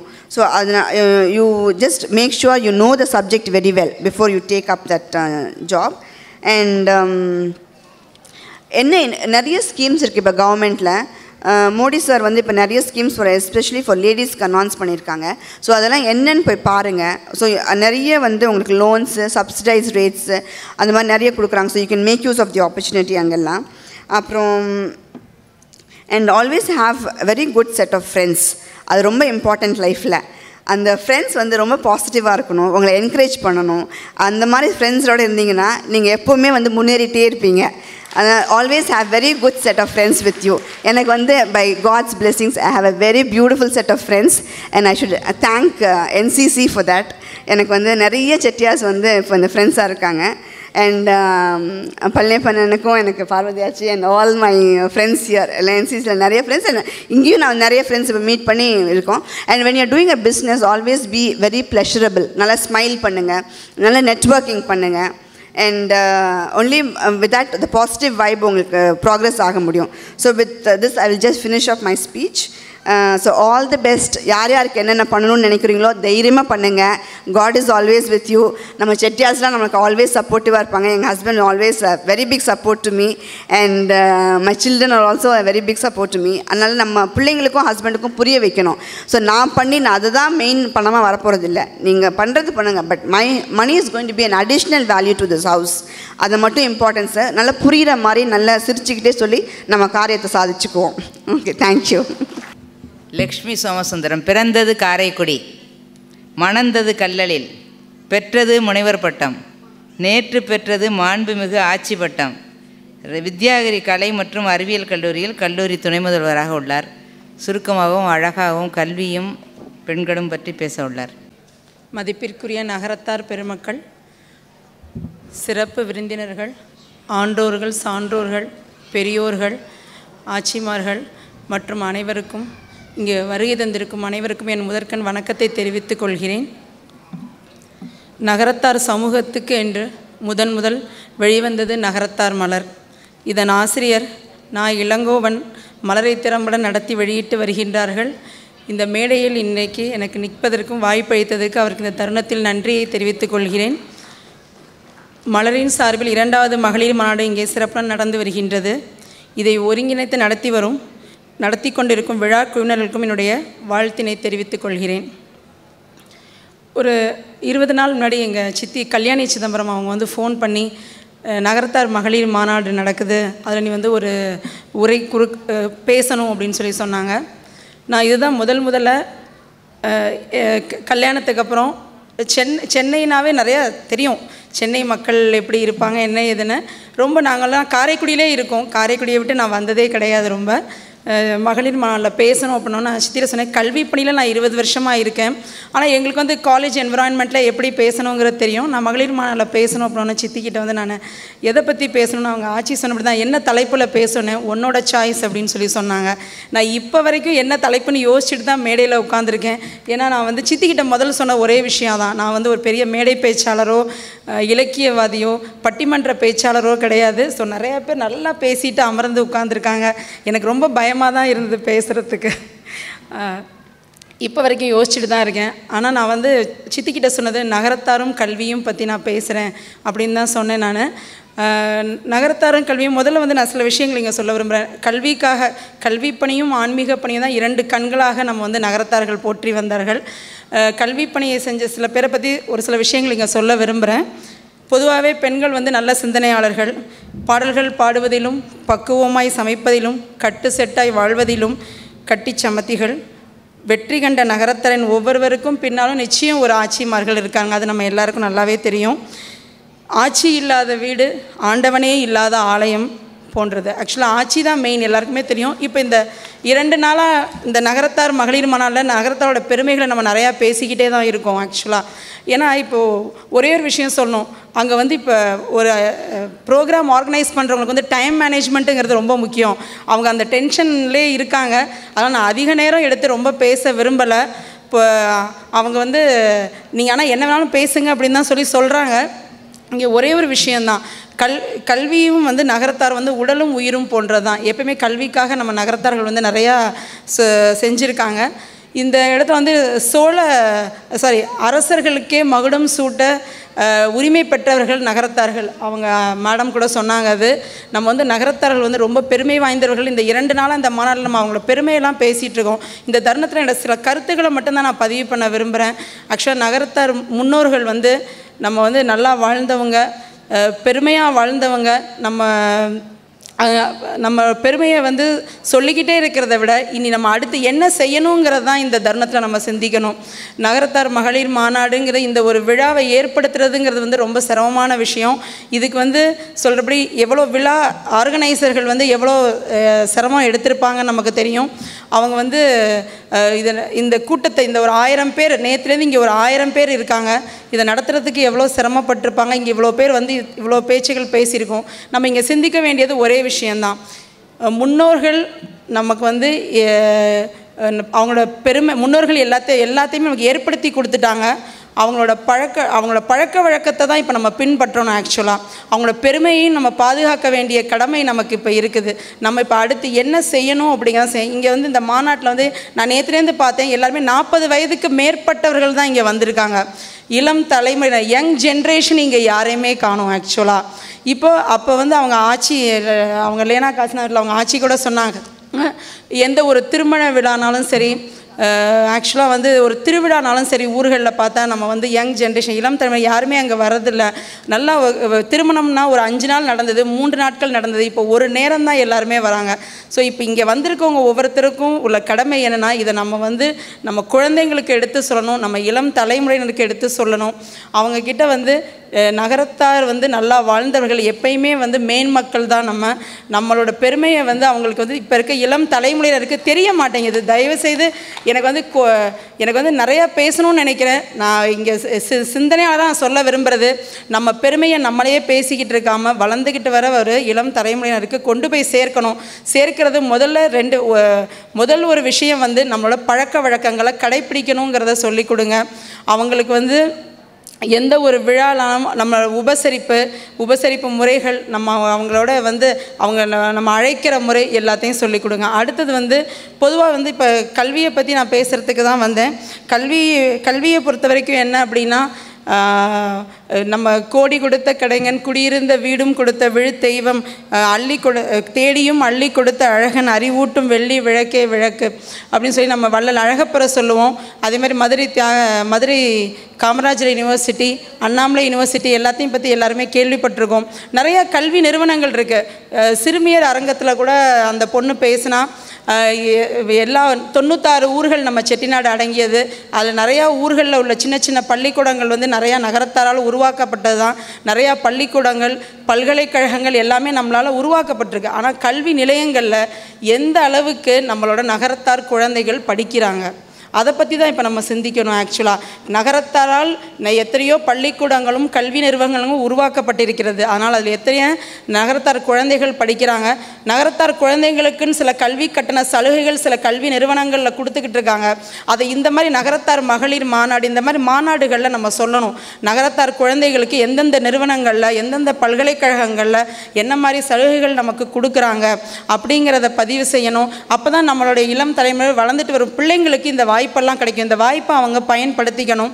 அதே மாதிரி இப்போ நிறையா ட்ரஸ்ட், எந்த நகரத்தார் சங்கங்கள், நீங்கள் வந்து துபாய் நகரத்தார் சங்கம், AVMPL, வள்ளியம்மையாச்சி ட்ரஸ்ட்டு, நிறையா மூவார் ட்ரஸ்ட், இந்த மாதிரி நிறையா நகரத்தார் சங்கங்கள் வந்து நம்மளோட குழந்தைங்களுக்கு, நகரத்தார் குழந்தைங்களுக்கெலாம் வந்து கல்வி கட்டணத்தை செலுத்துகிறாங்க. அதுவே வந்து ஏன்னா இப்போ நான் வந்து ஒரு கல்லூரியில் வந்து நான் பேராசிரியராக இருக்கேன்.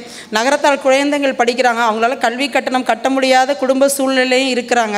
ஆனால் அவங்களுக்கு வந்து எங்கே வந்து இந்த சலுகைகள் கொடுக்குறாங்க, எந்த ட்ரஸ்ட்டில் நமக்கு கொடுக்குறாங்க, யார் உதவி செய்கிறா கல்வி கட்டணத்துக்கு அப்படிங்கிறதே தெரியாமல் இருக்காங்க. அப்போ இந்த மாதிரி மாநாட்டில் நம்ம வந்து நம்ம நகரத்தார் குழந்தைங்களுக்கு எந்தெந்த பள்ளியில், எந்தெந்த கல்வி நிறுவனங்களில் எத்தனை இடம் நகரத்தார் குழந்தைகளுக்கு ஒதுக்கப்பட்டிருக்கு, எத்தனை குழந்தைங்களுக்கு கல்வி சலுகைகள் கொடுக்குறாங்க, நம்ம என்ன அவங்களுக்கு வந்து இதெல்லாம் நம்ம எடுத்து சொல்லணும் ஆக்சுவலாக. ஏன்னா அது வந்து அது தெரியாமையே நம்ம நகரத்தார் குழந்தைகள் நிறையா பேர் இருக்கிறாங்க. பொதுவாகவே வந்து நம்ம நகரத்தார்களால் நிறையா நிறுவனங்கள் உருவாக்கப்பட்டிருக்கு, ஆனால் அதில் பயன்பெறுறது நம்ம கொஞ்சம்தான். அப்போ அந்த பயனை வந்து நம்ம பயன் அடையணும் அப்படின்னா அது எல்லாருக்கும் போய் சேரணும், அதை வந்து நம்ம எல்லாருக்கும் எடுத்து சொல்லணும். அது ஒரு விஷயம். இன்னொன்று வந்து என்ன அப்படின்னா, நகரத்தார் குழந்தைகள் வந்து இப்போ வந்து இளம் தலைமுறை வந்து பொதுவாக எல்லாருக்குமே தொழில்நுட்பத்தை சார்ந்து தான் நம்ம இருக்கோம். தொழில்நுட்பம் வழியாக எதை கொண்டு போய் கொடுத்தாலும் அவங்க ஈஸியாக வந்து அவங்க வந்து அதை ஏற்றுக்கிறாங்க. நம்ம வாயால் எதை சொன்னாலும் அவங்க கேட்குறது கிடையாது. அப்போ இப்போ இந்த மாதிரி நகரத்தார் மகளிர் மாநாடு நடத்துகிற மாதிரி நம்ம இளைஞர்களுக்குன்னு ஒரு மாநாடு நடத்தலாம். இளைஞர்களுக்குன்னு ஒரு மாநாடு நடத்த கலை இலக்கிய விழாக்கள், அது போக நேற்று லேனா நாராயணன் சார் பேசும்போது சொன்னாங்க, நீங்கள் வந்து soft skill development, communication skill டெவலப்மெண்ட்டுக்கு, நீங்கள் இன்டர்பர்சனல் ஸ்கில்ஸ் டெவலப்மெண்ட்டுக்கெலாம் நீங்கள் என்ன செய்கிறீங்க அப்படின்னு சொல்லி கேட்டாங்க. இந்த மாதிரி மாநாடுகளை இளைஞர்களுக்குன்னு ஒரு மாநாடு நடத்தி நம்ம இப்போ திறன் மேம்பாட்டு பயிற்சி பற்றை மாதிரி நம்மளோட நகரத்தார் இளைஞர்களுக்கு நம்ம நடத்தலாம். இந்த மாதிரி நம்ம வந்து ஏன்னா நகரத்தார் பெருமை வந்து பேசிக்கிட்டே இருக்கோம். நிறைய நம்ம வந்து மேன்மக்கள் தான் பெருமை மிக்கவர்கள். நம்மக்கிட்ட நம்ம வந்து மொத்தம் 1,40,000 பேர் தான் அந்த பொண்ணு சிறுமி இருக்கிற ஸ்டாட்டிஸ்டிக்ஸ் சொன்னால் 1,40,000 பேர். இவ்வளோ நம்மளால் சாதிக்க முடிஞ்ச விஷயங்கள் நம் முன்னோர்கள் சாதித்தார்கள். நம்ம முன்னோர்களோட பெருமையை இன்றைக்கி இளம் தலைமுறை பாதுகாத்து அதை வந்து பொறுப்போடு அவங்க எடுத்து செல்லணும் அப்படின்னா அதை வந்து நம்ம ஒவ்வொருத்தருக்கும் இங்கே அந்த கடமை இருக்குது. நகரத்தார நம்ம ஒவ்வொருத்தருக்கும் நம்ம சமூகத்தோட இப்போ பாதுகாக்கணுங்கிற கடமை நம்ம ஒவ்வொருத்தருக்கும் இருக்குது. அதை இளம் தலைமுறைக்கு கொண்டு போய், ஏன்னா இங்கே வந்து யூத் யாருமே வரல, இதை நம்ம அவங்கக்கிட்ட கொண்டு போய் சேர்க்கணும் அப்படின்னா நம்ம வந்து அவங்களுக்கு எடுத்து சொல்லணும். அப்போ அவங்களுக்குன்னு சில இளைஞர்களுக்குன்னு சில மாநாடு நம்ம நடத்தணும். அவங்களுக்கும் திறன் மேம்பாட்டு வளர்ச்சிக்கான பயிற்சி பற்றி, ஏன்னா இங்கே வந்து நிறையா பேர் வந்து நிறையா நல்ல விஷயங்கள் பேசினாங்க. இது அவங்களுக்கும் நம்ம வந்து பகிரணும். ஏன்னா நான் வந்து பேச வந்தது வேறு, இங்கே நேரமின்மை காரணமாக சஜஷன்ஸாக தான் நான் சொல்லியிருக்கேன். ஒன்று வந்து நம்ம வந்து இளைஞர்களுக்கு, இளம் தலைமுறையினருக்கு எடுத்து சொல்லணும், நம்மளோட பாரம்பரிய பழக்க வழக்க பண்பாடு கலாச்சாரத்தை கடைப்பிடிக்கணுங்கிறத எடுத்து சொல்லணும். கல்வி நிறுவனங்கள்லையும் கல்வி நிலையங்களையும் கிடைக்கக்கூடிய சலுகைகள் அவங்களுக்கு என்னென்னங்கிறது போய் சேரணும். நகரத்தார் குழந்தைகளுக்குன்னு அதில் முக்கியத்துவம் கொடுக்கணும் அப்படிங்கிறது தான். இன்னொன்று வந்து இந்த மாநாடு வந்து ஏற்படுத்துறதுங்கிறது ஒரு ஈஸியான விஷயம் இல்லை. ஆனால் இந்த ஒரு 1000 பேரை கூட்டி இங்கே நம்மளை வந்து சிந்திக்க வச்சுருக்காங்க. அதை ஏற்படுத்தி கொடுத்த நான் நகரத்தார் ஆசிரியருக்கும் நான் வந்து நன்றியை தெரிவித்துக் கொள்கிறேன். பொதுவாகவே சொல்லுவாங்க, கல்வி கழகு வந்து கசரரம் மொழிதல் என்று அதிவீர ராமபாண்டியர் அவரது வெற்றி வேர்க்கையில் சொன்னார். கல்வி செல்வத்தில் எல்லாம் தலை சிறந்தது வந்து எல்லா செல்வத்தோடையும் தலை சிறந்த கல்வி செல்வம். இதை வெள்ளத்தால் அடித்து போகவோ வெந்தனில் வேக வைக்கவோ கல்வர்களால் களவாடவோ முடியாது. இதில் மற்றொரு சிறப்பு, கல்வியை பிறருக்கு கொடுக்க கொடுக்க குறையாது, அது வளரும். இதையே நகரத்தார் மனதில் கொண்டு கல்விக்காக நமக்கு பொதுவாக அரும்பணி செஞ்சுருக்காங்க. அதில் வந்து கொண்டு விற்ற பணமும் குறிப்பில் உள்ள இருப்பும் கூடவே வருவதில்லை. கொண்டு விற்ற பணமும் குறிப்பில் உள்ள இருப்பும் கூடவே வருவதில்லை. செய்து வைத்த நற்பணியும் சேர்த்து வைத்த புண்ணியமும் தான் கூடவே வரும் என்று கல்வி பணியை வந்து சிறப்பாக நம்ம நகரத்தார்கள் செஞ்சு வந்தாங்க. அந்த கல்வி நிறுவனங்களை உருவாக்கி கொடுத்துட்டாங்க. இன்றைக்கி அதை எடுத்து செல்ல வேண்டிய பொறுப்பு நம்மளோட இளம் தலைமுறையினருக்கு தான் இருக்குது. அதை அவங்கள வந்து பொறுப்போடு செய்ய சொல்ல வேண்டிய கடமையும் நம்ம பெற்றோர்களாகிய நமக்கும். ஏன்னா இங்கே நிறையா இன்றைக்கி வந்து சிறுமியர் அரங்கத்தில் நிறையா இளம் குழந்தைகள் உட்காந்து நல்ல கான்ட்ரிபியூஷன்ஸ் கொடுத்தாங்க. ஆனால் இது வந்து இந்த குழந்தைகளோடு நிற்காமல் இன்னும் வரும் தலைமுறையினரும் இதை வந்து நல்லபடியாக செய்யணுங்கிறதா என்னுடையது. இந்த வாய்ப்பு அளித்தமைக்கு நன்றி கூறுகிறேன். அடுத்ததாக பேச இருப்பவர் திருமதி தேன்மொழி ராஜமாணிக்கம். இவர்கள் கல்லலில் பிறந்து கன்றமாணிக்கத்தில் மனம் செய்து கொண்டவர்கள். கோவையில் வசிக்கிறார்கள். விழாவுக்காக கோவையிலிருந்து வந்திருக்கிறார்கள். கவிதை எழுதுவது இவருடைய பொழுதுபோக்கு. வளர்க நகரத்தார் என்ற தலைப்பில் ஜூலை மாத இதழில் நகரத்தார் மலரில் இவருடைய கவிதை வெளிவந்துள்ளது. இவர் பிரம்மகுமாரிகள் சபையில் 10 வருடமாக இருக்கிறார். ஸ்பிரிச்சுவாலிட்டியில் சர்டிஃபிகேட் வாங்கியிருக்காங்க ஆட்சி. தலைப்பு வந்து அவங்க இன்றைய மாமியார் மருமகள் உறவு முறையை பேசுவார்கள். அவையில் அமர்ந்திருக்கும் சான்றோர்களுக்கும் இங்கு கூடியுள்ள நகரத்தார் பெருமக்கள் அனைவருக்கும் எனது முதற்கண் பணிவான வணக்கத்தை கனிவோடு தெரிவித்துக் கொள்கிறேன். தாய்ப்பாலை நன்றாக குடித்தேனா என்று எனக்கு சரியாக தெரியாது. ஆனால் தமிழ்ப்பாலை வயிறு முட்ட குடித்துவிட்ட தைரியத்தில் உங்கள் முன் பேச வந்துள்ளேன். இருந்தாலும் பிழை இருந்தால் பொறுப்பின் தலை தாழ்ந்து கேட்கின்றேன். மங்கையராய் பிறப்பதற்கே நல்ல மாதவம் செய்திடல் வேண்டும் அம்மா அப்படின்னார் கவிமணி தேசிக விநாயகம் பிள்ளை. எட்டும் அறிவினில் ஆணுக்கு இங்கே பெண் இளைப்பிள்ளை கான் அப்படின்னார் பாரதியார். ஆனால் அதே பாரதியார் இப்போ வந்தார்னா என்ன சொல்வார் அப்படின்னா, எட்டும் அறிவினில் பெண்ணுக்கு பெண்ணெங்கே இளைப்பிள்ளை. அதாவது மாமியாருங்கிற பெண்ணுக்கு மருமகளும் மருமகங்கிற பெண்ணுக்கு மாமியாரும் எந்த வகையிலையும் இளைச்சவங்க இல்லை அப்படின்றிருப்பார். பெண்கள் கடவுளின் மகத்தான படைப்பு, இறைவனின் அற்புதம், இல்லத்தின் அரசி, மனிதனின் இணைபிரியா தோழி. எந்த குடும்பத்தில் பெண்கள் மதிக்கப்படுகிறார்களோ, சுயமரியாதையோடு நடத்தப்படுகிறார்களோ அந்த குடும்பம் மிகவும் மகிழ்ச்சியாக இருக்கும். ஒரு பெண்ணிற்கு மன வாழ்க்கை மகிழ்ச்சியாக அமைவது என்பது மிகப்பெரிய வரம். அது சிலருக்கு சொர்க்கம், பலருக்கு நரகம். மாமியாரும் ஒரு காலத்தில் மருமகள், மருமகளும் வருங்காலத்தில் மாமியார். மருமகள் ஆவதற்கு சில லட்சங்கள் கொடுத்தீர்கள், ஆனால் இன்று ஏன் மாமியார் ஆவதற்கு மட்டும் பல லட்சங்கள் கேட்கின்றீர்கள்? மருமகள் என்பவள் மகனை மருவிய மகள். அதாவது நம்ம மக திருமணமாகி இன்னொரு வீட்டுக்கு போயிட்டான்னா நம்ம வீட்டுக்கு வர்ற மருமக நமக்கு மறுபடியும் மக மாதிரி அவளை பாவிச்சு நம்ம நடத்தணும். அப்போதான் வாழ்க்கை சிறப்பாக போயிட்டுருக்கோம். மகனை கருவிலே சுமந்தவள் தாய், மகன் கருவை சுமப்பவள் மனைவி. 10 திங்கள் பக்குவமாய் காப்பவள் தாய், வாழ்க்கை பாரம் முழுவதையும் சுமப்பவள் மனைவி. பந்தய களத்திற்கு மகனை கூட்டி வருபவள் தாய், பந்தய களத்தில் மகனோடு ஓடி வருபவள் தாரம். ஒரு மனிதனுக்கு பிறப்பில் வந்த சொந்தமும் பிறப்பால் வந்த சொந்தமும் நிலையல்ல, இடையில் வந்த மனைவி என்ற சொந்தம்தான் இறுதி வரை நிலையானது. ஆங்கிலத்தில் சொல்வார்கள், காடு கொடுத்த காடு தான் லைஃப் பார்ட்னர் அப்படின்னு. கடவுள் நமக்கு லைஃப் பார்ட்னருங்கிற காடை நமக்கு கொடுத்துருக்காரு. அதுதான் நமக்கு விதித்த காடு, நமக்கு கிடைச்ச காடு. அதை வச்சு நம்ம லைஃப்பை எப்படி சீராக கொண்டு போகணும் அப்படின்னு சிந்தித்து செயல்படணும். அன்று நாம் உறவுகளோடு ஒன்றி இருந்தோம், நோய் நம்மை விட்டு விலகி இருந்தது. ஆனால் இன்று உறவுகள் ஒட்டாத நான்ஸ்டிக் போல் ஆகிவிட்டதால் நோய்கள் புதுமையான பெயரில் நம்மிடம் ஒட்டி கொண்டது. நான் நகரத்தார் என்பதில் மிகவும் பெருமைப்படுகின்றேன். ஏனென்றால் மிக மிக நல்ல விஷயங்கள் நம்மிடையே இருந்து வருகின்றன, தொன்று தொட்டு இருந்து வருகின்றன. ஆதி காலத்தில் நம் தொழில் வட்டி தொழில். நியாயமான முறையில் வட்டிக்கு கொடுத்து வாங்கினோம். அன்று நாம் அரசனுக்கே வட்டிக்கு கொடுத்திருக்கின்றோம். நம் ஆட்சிமார்கள் சிக்கனத்தையும் தானத்தையும் புரிந்து செயல்படுத்துபவர்கள். அவர்கள் காலத்தின் பருவத்தை கூட வீணாக்க மாட்டார்கள். வெயில் காலத்தில் வத்தல் போட்டு வருஷத்திற்கு சேமிப்பார்கள். மழை காலத்தில் மழை நீரை அண்டாக்களில் பிடித்து வைத்து உபயோகிப்பார்கள். பொட்டி முடைவார்கள், கூடை பின்னுவார்கள். ஒரு அறையில் உள்ள சாமானை ஒரு வளவு முழுக்க பரப்பவும் தெரியும். ஒரு வளவில் உள்ள சாமானை ஒரு அறையில், ஏன் ஒரு அலமாரியிலேயே அடையும் பக்குவமும் திறமையும் பெற்றவர்கள். இப்படிப்பட்ட ஆட்சிமார்கள் தன் மகனை நன்கு வளர்த்து படிக்க வைத்து நல்ல வேலையில் அமர்த்தி நல்ல பழக்க வழக்கங்கள் சொல்லிக் கொடுத்து இறை உணர்வை ஊட்டி நல்ல வாழ்க்கையை அமைச்சு கொடுத்துட்றாங்க. ஆனால் அமைஞ்ச வாழ்க்கையில் வீட்டுக்கு வந்த மருமகளோட நல்லபடியாக வாழ விடுறாங்களான்னா அதுதான் இல்லை. ஆனால் நீங்கள்லாம் சொல்கிறது எனக்கு தெரியுது, உங்கள் மைண்ட் வாய்ஸை நான் கேட்ச் பண்ணுறேன். இப்போ மாமியார்லாம் அப்படி இல்லை, மாறிட்டாங்க, இப்போ வர்ற பிள்ளைங்க தான் அப்படி இருக்கீங்கிறீங்க. இன்னும் ஒரு சிலர் அதே மாதிரி தான் இருக்காங்க, மாறலை. பசுத்தோல் போர்த்திய புலி, அதாவது நெல்லோடு சேர்ந்து வளர்கிற களைகள் மாதிரி இருக்காங்க. அந்த களைகளை முழுமையாக களையணும். அதாவது இப்போ 80-90லாம் பார்த்தீங்கன்னா கலப்பு திருமணம்ங்கிறதும் மனமுறிவுன்னு சொல்லக்கூடிய டைவர்ஸு எங்கேயோ மூளைக்கு ஒன்றா இருந்தது, இப்போ வீதிக்கு ஒன்றாயிருச்சு. கோயிலுக்கு பார்க்க வைக்க போனால் முதல் மனமா மறுமணமான்னு கேட்குறாங்க. ரொம்ப கொடுமையாக இருக்குது கேட்குறதுக்கு. நம் நகரத்தார் சமூகத்தின் நடுவீட்டு கோலமே புள்ளிகளால் தான் அழகுபடுகிறது. புள்ளிகள் தான் நடுவீட்டு கோலத்திற்கு அழகுபடுத்துகிறது. நாம் புள்ளிகளை பெருக்க வேண்டுமானால் கலப்பு திருமணத்தை முற்றிலும் நீக்க வேண்டும். இளைய புள்ளிகளுக்கு இதமாக கூறி நாம் நம் சமூகத்திலேயே திருமணத்தை முடிக்க வேண்டும். அதனால தான் ஜூலையில் நான் வளர்க நகரத்தார்னு எழுதினேன். அண்ணனுக்கு ரொம்ப ரொம்ப நன்றி. அதை உடனே அவங்க போட்டாங்க. நான் பேச வர்றதுக்குள்ளே இது புக்கில் பதிவாயிருமா நினச்சிட்டே இருந்தேன். நேற்று வாங்கி பார்த்தோன்னே எனக்கு ரொம்ப ரொம்ப சந்தோஷமாக இருந்தது. தம்பி தேவகோட்டை ராமநாதன் அவர்கள் என்னை பார்த்துட்டே இருக்காங்க, எங்கேயாவது தப்பு விடுறாங்களா அப்படின்னு. அதனாலே நான் கரெக்டாக பேசணும்னு நினைக்கிறேன். மனமுறிவு இப்போ வீதிக்கு ஒன்றாயிருச்சு.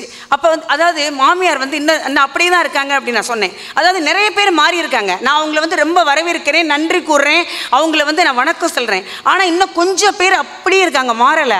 அதில் முதல் வர்க்கம் எப்படின்னா, நீ போய் இதெல்லாம் வாங்கிட்டு வரணும் உங்கள் ஆத்தா வீட்டில், அப்போ தான் நீ என் மகனோட வாழலாம் அப்படின்றவாங்க. அது கூட ஏதோ பரவாயில்ல, அவங்க பொல்லாதவங்கன்னாவது காமிச்சுக்கிறாங்க. இந்த 2வது வர்க்கம் இருக்கே, பசுத்தோல் போர்த்திய புலின்னு சொன்னேன்ல, அது மாமியார் மருமகளை வீட்டுக்கெல்லாம் அனுப்பாது. ஏன்னா அதோடைய பேர் கெட்டு போயிடும்ல, வீட்டிலே தான் வச்சுக்கும். என்ன தெரியுமா பண்ணும்? மகனையும் மருமகளையும் வீட்டுக்குள்ளே பிரித்து வைக்கும். அவங்க படுக்கையை பிரிக்கிறது, வார்த்தைகளால் மருமகளை சாடுறது, வறுத்தெடுக்கிறது, வேலைக்காரங்க முன்னாடி மருமகளை கேவலப்படுத்துறது. வேலைக்காரங்களை நல்லா வச்சுக்குவாங்க, ஏன்னா வேலைக்காரங்க போனால் திருப்பி கிடைக்காது, மருமக போனால் திருப்பி கூட்டிக்கலாம், எத்தனை மருமக வேணாலும். அந்த மாதிரியெல்லாம் பண்ணுவாங்க. ரொம்ப கொடுமை. அன்னைக்கு 12-13 வயசில் கல்யாணம் நடந்தது. அவங்க தாம்பத்தியத்தினோட புனிதத்தை புரிஞ்சுக்கிறதுக்குள்ளேயே 2-3 குழந்தைங்களுக்கு தாயாயிருவாங்க. அதுக்கப்புறம் 16-17 வயசு, அப்புறம் எங்கள் காலத்தில் 23-24 வயசு, இப்போ முக்கால்வாசி திருமணம் 30 வயசுக்கு மேலே தான் நடக்குது. இதில் பிரித்து வச்சு அவங்கள வேடிக்கை பார்க்குறீங்களே, இது மனித நேயமற்ற செயலாக தெரியல? மனிதாபிமானம் உள்ள செயலா? நீங்கள் பேசின வார்த்தைகள்லாம் திரும்ப வாரி வலித்து வாயில் போட்டுக்க முடியுமா? நினச்சி பாருங்க. அப்புறம் இன்னொன்று என்னென்னா, அதாவது வீட்டுக்கு வந்த மருமக ஒரு புதுசாக ஒரு பொருள் வாங்குகிறோம், அதை எப்படி நம்ம பதவசாக கையாளுறோம், அதே மாதிரி தான் வீட்டுக்கு வந்த மருமகளும் அவள் அவங்க வீட்டு சூழ்நிலையிலேருந்து உங்கள் வீட்டு சூழ்நிலைக்கு மாறுறதுக்கு கொஞ்சம் காலதாமதம் ஆகும், மாறுவாங்க. அது வரைக்கும் நீங்கள் கொஞ்சம் பொறுமையாக தான் இருக்கணும். அவங்க என்ன பொம்மையா? பேசும் பொம்மை, சிரிக்கும் பொம்மை, சமைக்கும் பொம்மை, சம்பாதிக்கும் பொம்மை, படுக்கும் பொம்மை, உயிருள்ள வாரிசை தரும் உயிரற்ற பொம்மையாக மருமகளை பாவிக்காதீர்கள் என்று தான் நான் இந்த சபையில் கேட்கின்றேன். அப்புறம் இன்னொன்று என்னென்னா, மருமக இன்னைக்கு மருமகள்லாம் அதாவது இது போன வருஷம் 2018 நடந்தது. நான் இங்கே பேசுகிறது எல்லாமே கண்டதையும் கேட்டதையும் தான் சொல்கிறேன். குழலினிது யாழினிது என்பத மக்கள் மலரை சொல் கேளாதோர். அதாவது புள்ளை பெற்ற மருமகளை அவங்க வீட்டில் ஏதோ பொருளாதாரத்தில் நெருக்கடி, பிள்ளைக்கு நகை போட முடியல, கொஞ்சம் தாமதமாக போடுறோம் அப்படின்னு இருக்காங்க. இதனால் மருமகளையும் அந்த குழந்தையும் ஆத்தா வீட்டிலே விட்டுட்டாங்க. அந்த குழந்தை 3 மாதம் வரைக்கும் சிரிக்கும், 4 மாதத்தில் குப்புறப்படுத்துக்கும், 5-6 மாதத்தில் தவழும், 8 மாதத்தில் உட்காரும், 1 வருஷத்துக்குள்ளே நடக்கும். அந்த குழந்தையினுடைய ஒவ்வொரு அசைவையும் அந்த தகப்பன் பார்க்க முடியாமல் தவிக்கிற தவிப்பு உங்களுக்கு புரியுதா? கொஞ்சம் சிந்திச்சு பாருங்க. தெரியாமல் தான் கேட்குறேன். மருமக கொண்டு வர நகையும் தொகையும் அவங்க மகனோட வாழப்போகுது, உங்களுக்கு வாரிசை தரப்போகுது. பெயர் சொல்ல பிறந்தவர்கள் பேரன் பேத்திகள் அப்படிங்கிறோம். உங்களுடைய தகாத செயல்களால், தவறான செயல்களால் அவர்களுக்கு உங்களை பிடிக்காமலே போயிடுது. வருஷத்தில் 365 நாட்களில் 300 நாட்களுக்கு மேலாக வெறும் லாக்கர் மட்டுமே அனுபவிக்கக்கூடிய அந்த ஆடம்பர பொருளை ஏன் இப்படி அடம் பிடித்து வாங்குகிறீர்கள் என்று தான் இந்த சபையில் கேட்கிறேன். இந்த கால நிலவரத்திற்கு என்ன தேவையோ அதை மட்டும் சிந்தித்து செயல்படுங்கள். இன்னைக்கு 2 பேரும் வேலைக்கு போனால் தான் அவங்களுடைய ஒரு குழந்தையை அவங்க நிறைவோடு வாழ வைக்க முடியும். அப்படிப்பட்ட கால சூழ்நிலையில் நாம் வாழ்ந்து கொண்டிருக்கின்றோம்.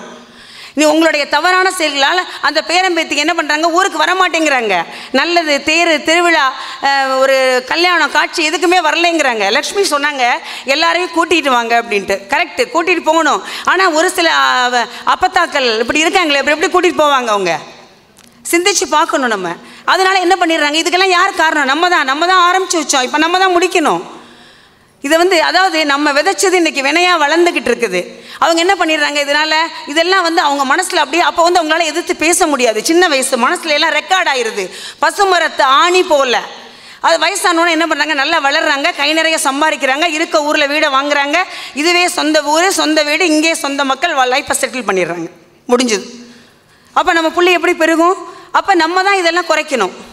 ஓகே, இப்போ மாமியார் முடிச்சிட்டேன், மருமகளுக்கு வர்றேன். லக்ஷ்மி சொன்ன மாதிரி இங்கே ஒரு பிள்ளைங்களையுமே காணோம், இளைய சமுதாயமே காணோம். இன்றைக்கி பிள்ளைங்கள்லாம் நல்லா படிச்சிருக்கீங்க, நம்ம சமூகத்தில் நிறைய படிச்சிருக்கீங்க, அறிவாளியாக இருக்கீங்க, திறமைசாலியாக இருக்கீங்க.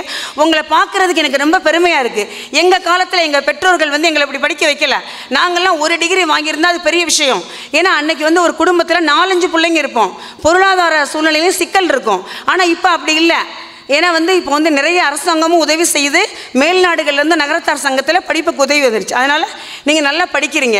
அன்றைக்கி எங்களுக்கு பெண்களுக்கு பள்ளி படிப்போட படிப்புக்கு முற்றுப்புள்ளி வச்சுருவாங்க. ஆனால் நீங்கள் படிக்கிறீங்க, வளர்றீங்க, அதெல்லாம் வரவேற்கத்தக்கது. ஆனால் இன்றைக்கி நடுத்தர வர்க்கத்தில் உள்ள பெண்களே படித்து வேலைக்கு போய் கையில் பணத்தை பார்த்தோன்னு என்ன ஆயிடுதுன்னா, ஈகோ, எதுக்கு விட்டு கொடுக்கறதில்ல, வளைஞ்சு கொடுக்கறதில்ல, கேட்டதெல்லாம் கிடைக்கணும், நினச்சதெல்லாம் நடக்கணும். அதாவது இதுக்கு பெற்றோர்களும் ஒரு வகையில் காரணம். ஏன்னா நம்ம என்ன நினைக்கிறோன்னா, நமக்கு கிடைக்காததெல்லாம் நம்ம பிள்ளைங்களுக்கு கிடைக்கணும்னு நினச்சி அவங்களுக்கு இயற்கையிலேயே என்ன கிடைக்கணுமோ அதை கிடைக்காம நம்ம பண்ணிட்டோம்.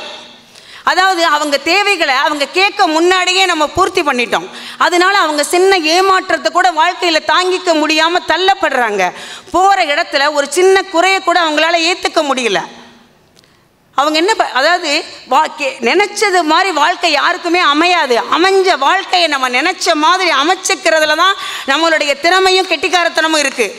எதிர்பார்த்தது எல்லாமே கிடைக்காதது வாழ்க்கையில் இயற்கை, எதிர்பார்த்தது எதுவுமே கிடைக்காதது வாழ்க்கையில் மிக மிக கொடுமை. அந்த மாதிரி கொடுமையான சூழ்நிலைக்கு நாங்கள்லாம் ஆட்பட்டிருக்கோம். 80-90 திருமணமானவங்கள்லாம் ஒரு பெண்ணும் புகுந்த வீட்டுக்கு போகும்போது கனவுகளையும் கற்பனைகளையும் சுமந்துக்கிட்டு தான் போகிறா. ஆனால் அங்கே அவளுக்கு ஏமாற்றங்கள் தான் காத்துக்கிட்டு இருக்கு. நாங்கள் சந்தித்தது அத்தனையும் துன்பங்கள், துயரங்கள், தோல்விகள், வருத்தங்கள், ஏமாற்றங்கள், கண்ணீர்கள், இதைத்தான் சந்தித்தோம். நாங்களும் புலம்புனோம், பெற்றவங்ககிட்ட புலம்புனோம், எங்களை இப்படி பண்ணிட்டீங்களேன்னு. ஆனால் அங்கே ஐயா, அப்பத்தா, ஆயா, பெரியப்பா, சித்தப்பா, மாமா இப்படி உறவுகள்லாம் இருந்தாங்க. எங்களுக்கு அறிவுரை கூறினாங்க. வாழ்க்கைனா இப்படி தாத்தா இருக்கும், நீ விட்டு கொடுத்து போ, பொறுமையாக போ, காலம் இப்படியே இருக்காது, மாறும் அப்படின்னாங்க. ஒரு குழந்தை பிறந்தா சரியாயிரும். அதுக்கு தான் சொல்கிறாங்க திருமணமானவுடனே முதல்ல சீக்கிரம் ஒரு குழந்தை பிறக்கணும்னு. ஏன்னா அந்த குழந்தை தான் பல பிரச்சனைகளுக்கு முற்றுப்புள்ளி வைக்குது. அந்த தம்பதியினரை பிரிக்க விடாமல் ஒரு இணைக்கிற ஒரு பாலமாக அமையுது.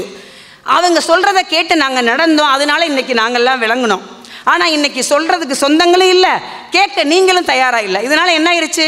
பானையிலே சோறு இருந்தால் பூனைகளும் பங்கு கொள்ளும், சோதனையை பங்கு கொள்ள சொந்தமில்லை பந்தமில்லை என்றாகிவிட்டது இன்றைய நிலை. இதனால் குடும்பங்கள் அனைத்தும் கோர்ட்டுக்கு முன்னால் கும்பல் கும்பலாக குவிய ஆரம்பித்து விட்டது. 4 சுவருக்குள் நடக்க வேண்டிய விஷயம் நாளுக்கு நாள் நாடறிய ஊரறிய பத்திரிகைகளிலும் நீதிமன்றங்களிலும் அலசப்படும் பரிதாபத்திற்குரிய நிலையில் நம் சமூகம் சீர்குலைந்து போய்கொண்டிருக்கின்றது. இதை நினைக்கும் பொழுது நெஞ்சு பொறுக்கவில்லை. பாரதி சொல்லுவான், நெஞ்சு பொறுக்கதில்லையே இந்த நிலைகட்ட மனிதரை நினைத்து விட்டால் அப்படின்னு. சொல்லிக் கொடுங்க. பெற்றோர்கள் எல்லாம் இன்றைக்கி இளம் பெண்களே காணோம். எனக்கு ரொம்ப வருத்தமாக இருக்குது. இளம் பெண்கள்லாம் சொல்லிக் கொடுங்க. இளம் பெண்களுக்கு பெற்றோர்கள் சொல்லிக் கொடுங்க. குடும்பம்னா அப்படிதாம்மா இருக்கும், நீ அனுசரித்து போ, விட்டு கொடுத்து போ. அதாவது ஒரு பெரிய மரத்தை ஒட்டி பிடிச்சிக்கிட்டு வாழ்கிற ஒட்டுண்ணி மாதிரி பெற்றோர்கள்லாம் ஆயிடுறாங்க. சொல்லுவாங்க ஆங்கிலத்தில் இமோஷனல் பேரசைட் அப்படின்னு. அவங்க அன்பை ஒட்டு மொத்தமாக உறிஞ்சிடுறாங்க. அதனால இவங்க போகிற இடத்துல வளைஞ்சு கொடுக்க மாட்டேங்கிறாங்க. இன்றைக்கி குடும்ப வட்டங்கள்லாம் சின்னதாயிருச்சு. அன்னைக்கு குடும்ப வட்டம் பெருசாக இருந்துச்சு. சொல்லுங்க பொண்ணுங்க கிட்ட, நீ நெல் மாதிரி விதைச்ச இடத்துல விளையிறவில்லம்மா, நாற்று மாதிரி உன்னை நடுறோம். போகிற இடத்துல நீ ஒரு ஆணை மட்டும் சார்ந்து வாழலை, அவன் குடும்பத்தையும் சார்ந்து வாழ்கிற. ஒரு ஆணை மட்டும் நீ ஏற்றுக்கல, அவன் குடும்பத்தையும் ஏற்றுக்கிற அப்படின்னு சொல்லுங்க. நீங்கள் படித்த கல்வி எதுக்கு? படித்த கல்வி வாழ்க்கைக்கு உதவாத கல்வி எதுக்கு? விளைவிக்கிற நீர் மாதிரி. வாழ்க்கைங்கிறது என்ன? வாழ்க்கைங்கிறது வாழும் கலை. அது என்ன போர்க்களமா? ஜெயிக்கிறதுக்கு நீயா நானான்னு கணவன் கிட்ட மனைவியும் மனைவி கிட்ட கணவனை விட்டு கொடுக்கணும். அப்போ தான் குடும்பம் ஜெயிக்கும். விவேகானந்தர் மேல்நாடு சென்ற பொழுது அங்கே கேட்டாங்களாம், உங்கள் நாட்டில் மட்டும் எப்படிங்க ஒருத்தனுக்கு ஒருத்தின்னு வாழ்றீங்க, ரொம்ப ஆச்சரியமாக இருக்குது அப்படின்னு. அதுக்கு அவர் சொன்னாராம், எங்கள் நாட்டில் மனைவியை தவிர மற்ற எல்லா பெண்களையும் நாங்கள் தாயாக போட்டுருவோம். ஆனால் உங்கள் நாட்டில் தாயை தவிர மற்ற எல்லா பெண்களையும் நீங்கள் மனைவியாக நினைக்கிறீங்க அப்படின்ட்டு. இப்படி போற்றுதலுக்கும் புகழுக்கும் உரியது நம் நாடு. ஒருவனுக்கு ஒருத்தி என்று வாழ்வதுதான் மானுட ஜென்மத்தின் மகிமை, குல தர்மம். இதை சிந்தித்து செயல்படுங்க. இன்னொன்று சொல்கிறேன், இன்றைக்குள்ள இளைய தலைமுறைகளே, நீங்கள் அறிவால் உங்கள் வாழ்க்கை வசதிகள் வேண்டுமானால் முன்னோக்கி செல்லலாம். ஆனால் உங்கள் வாழ்க்கை உங்கள் கண்ணெதிரிலேயே கொஞ்சம் கொஞ்சமாக அழிந்து கொண்டிருக்கின்றது. சிந்தித்து செயல்படுங்கள். மாமியார் 2 படி இறங்குங்க, மருமக 2 படி ஏறுங்க, குடும்பம் கோற்றுப்படி ஏறாது. வள்ளுவர் அறத்துப்பாலில் பெண்ணின் பெருந்தக்க யாவுள என்று கேள்வி கேட்டு பொருட்பாலில் பெண்ணே பெருமையுடைத்து என்று பதிலும் சொல்லி காமத்து பாலில் பெண்ணின் பெருந்தக்கது இல் அப்படின்னு முடிச்சிட்டாரு. பெண்ணை விட இந்த உலகத்தில் எதுவுமே பெருசு இல்லை அப்படின்ட்டாரு. பெண்கள் தான் எல்லாத்துலேயும் சிறந்தவங்க அப்படின்ட்டாரு. அப்படி போற்றுதலுக்கும் புகழுக்கும் உரிய பெண்கள் ஆகிய நாம் சிந்தித்து உங்கள் வாழ்க்கையை, இளைய பெண்களே சிந்தித்து உங்கள் வாழ்க்கையை சீரோடு செலுத்துங்கள் என்று கூறி, தேடிச்சோறு நிதம் தின்று பல சின்னஞ்சிறு கதைகள் பேசி மனம் வாடி துன்பம் மிக உழன்று பிறர் வாட பல செயல்கள் செய்து நரை கூடி கிளப்பருவ மீதி கொடுங்கூற்றுக்கு இறையென பின் பாயும் பல வேடிக்கை மனிதரை போல் வீழ்வேன் என்று நினைத்தாயோமாம் பாரதி. ஏதோ பிறந்தோம், வாழ்ந்தோம், வளர்ந்தோம், வயசாயிருச்சு, செத்து போயிட்டோம் அப்படின்னு இல்லாமல் சாதிக்க பிறந்தவர்கள் நாம் சாதித்து விட்டுத்தான் சாக வேண்டும். மெழுகுவத்தையும் தீக்குச்சியும் எரிந்தாலும் அது பிரகாசமாக எரிகின்றது. அது இழப்பு அதற்கு ஒரு பெரிதல்ல. விழுந்து கிடந்தால் சிலந்தி கூட சிறைப்பிடிக்கும், எழுந்து நடந்தால் எரிமலையும் வழி கொடுக்கும். முடியாது என்று நினைத்து விட்டால் மூச்சு காற்றும் நின்றுவிடும். முடியும் என்று துணிந்தால் மூளைக்குள் மின்சாரம் பிறப்பெடுக்கும். வாருங்கள் சகோதரிகளே, இன்று நாம் புதிதாய் பிறப்போம், புதிய பாதையை நோக்கி வீரநடை போடுவோம், வெற்றி நம்மை நோக்கி நாடி ஓடி வரும் என்று கூறி நல்ல வாய்ப்புக்கு நன்றி கூறி விடைபெறுகிறேன். மேலும் என்னை இங்கே பேச வைத்த பரம்பிதா பரமாத்மாவிற்கு பல கோடி நன்றிகள். வணக்கம். பெயர் உமையாளச்சி, கணவர் பெயர் வட்டியப்பன், பிறந்த ஊர் பொன் புதுப்பட்டி, திருமணமான ஊர் பனையப்பட்டி, கோவில் மாத்தூர் உறையூர், வசிக்கும் ஊர் கும்பகோணம். இவங்களை பற்றி அறிமுகமே இவ்வளோ நேரம் ஆகுது. பொருள் ஸ்வீகாரம். வாங்க. என்னை ஈன்ற தாய் தந்தையருக்கு வணக்கம், அவையோருக்கும் வணக்கம். ஸ்வீகாரம் அப்படின்னா என்ன? நம்ம இந்த புள்ளி வளரணும், நம்ம சந்ததி வளரணும், நம்ம இனம் பெருகணும். நம்ம இனம் பெருகினாதான் அந்த காலம் மாதிரி இந்த வரைக்கும் இப்போ வரைக்கும் செய்கிற மாதிரி எல்லா காரியங்களையும் நம்ம செய்யலாம். புள்ளி வளர ஒரு காரணம். நம் இனம் அவரவர் கோயில்களில் தான் பிள்ளைகள் கூட்ட வேண்டும், அதுதான் புள்ளியாகும். ஆனால் இப்பொழுதோ ஒவ்வொரு வீட்டிலும் பிள்ளைகள் குறைவாக அளவோடு தான் உள்ளார்கள். ஆதலால் பிள்ளை விடும் வைபவம் மிக குறைவாக உள்ளது. நான் இறைவனை இறைஞ்சி கேட்டுக்கொள்வது என்னவென்றால், நம் இனத்தவர்களிடம் 2 பிள்ளைகள் இருந்தாலும் ஒரு பிள்ளையை இன்னொரு வீட்டுக்கு வளர விட வேண்டும். இது எல்லாரும் மனசில் எடுத்துக்கணும். பிள்ளை இல்லாதவங்களுக்கு பிள்ளை கொடுக்கலாம். அவரவர்கள் வீட்டில் விளக்கு எரிய அவர்கள் வீட்டிலும் விளக்கு எரிய வழிவகை செய்ய வேண்டும். ஆதலால் விட்டு கொடுக்கும் மனம் நம் இனத்திற்கே உள்ள பெருமையாகும். கோயில்கள் கட்டுவது, விடுதிகள் கட்டுவது, பள்ளிக்கூடங்கள் மற்றும் கல்விக்கு உதவுவது, வசதியில்லா பெண்களுக்கு திருமணம் செய்து வைப்பது போல பிள்ளை இல்லாதவர்களுக்கு புள்ளி பெருக நம் இனம் பிள்ளைகளை அடுத்தவர்களுக்கும் கொடுத்து தனக்கும் பிள்ளையாக வைத்து கொள்வது போல் பேசிக்கூட பிள்ளை விடலாம். அவங்களுக்கே விட்டுடுங்கிறது கிடையாது, நம்மளும் பிள்ளையாக அவங்கள வச்சுக்கலாம். நானும் பெற்றேன், வளர்த்தேன், இழந்தேன். ஆதலால் இச்செய்தியை இம்மன்றத்தில் வலியுறுத்தி கூறுகிறேன். நமது புள்ளி வளர வேண்டும், நம் சந்ததி வளர வேண்டும், நம் இனம் பெருக வேண்டும். வாய்த்தமிழுக்கு நன்றி.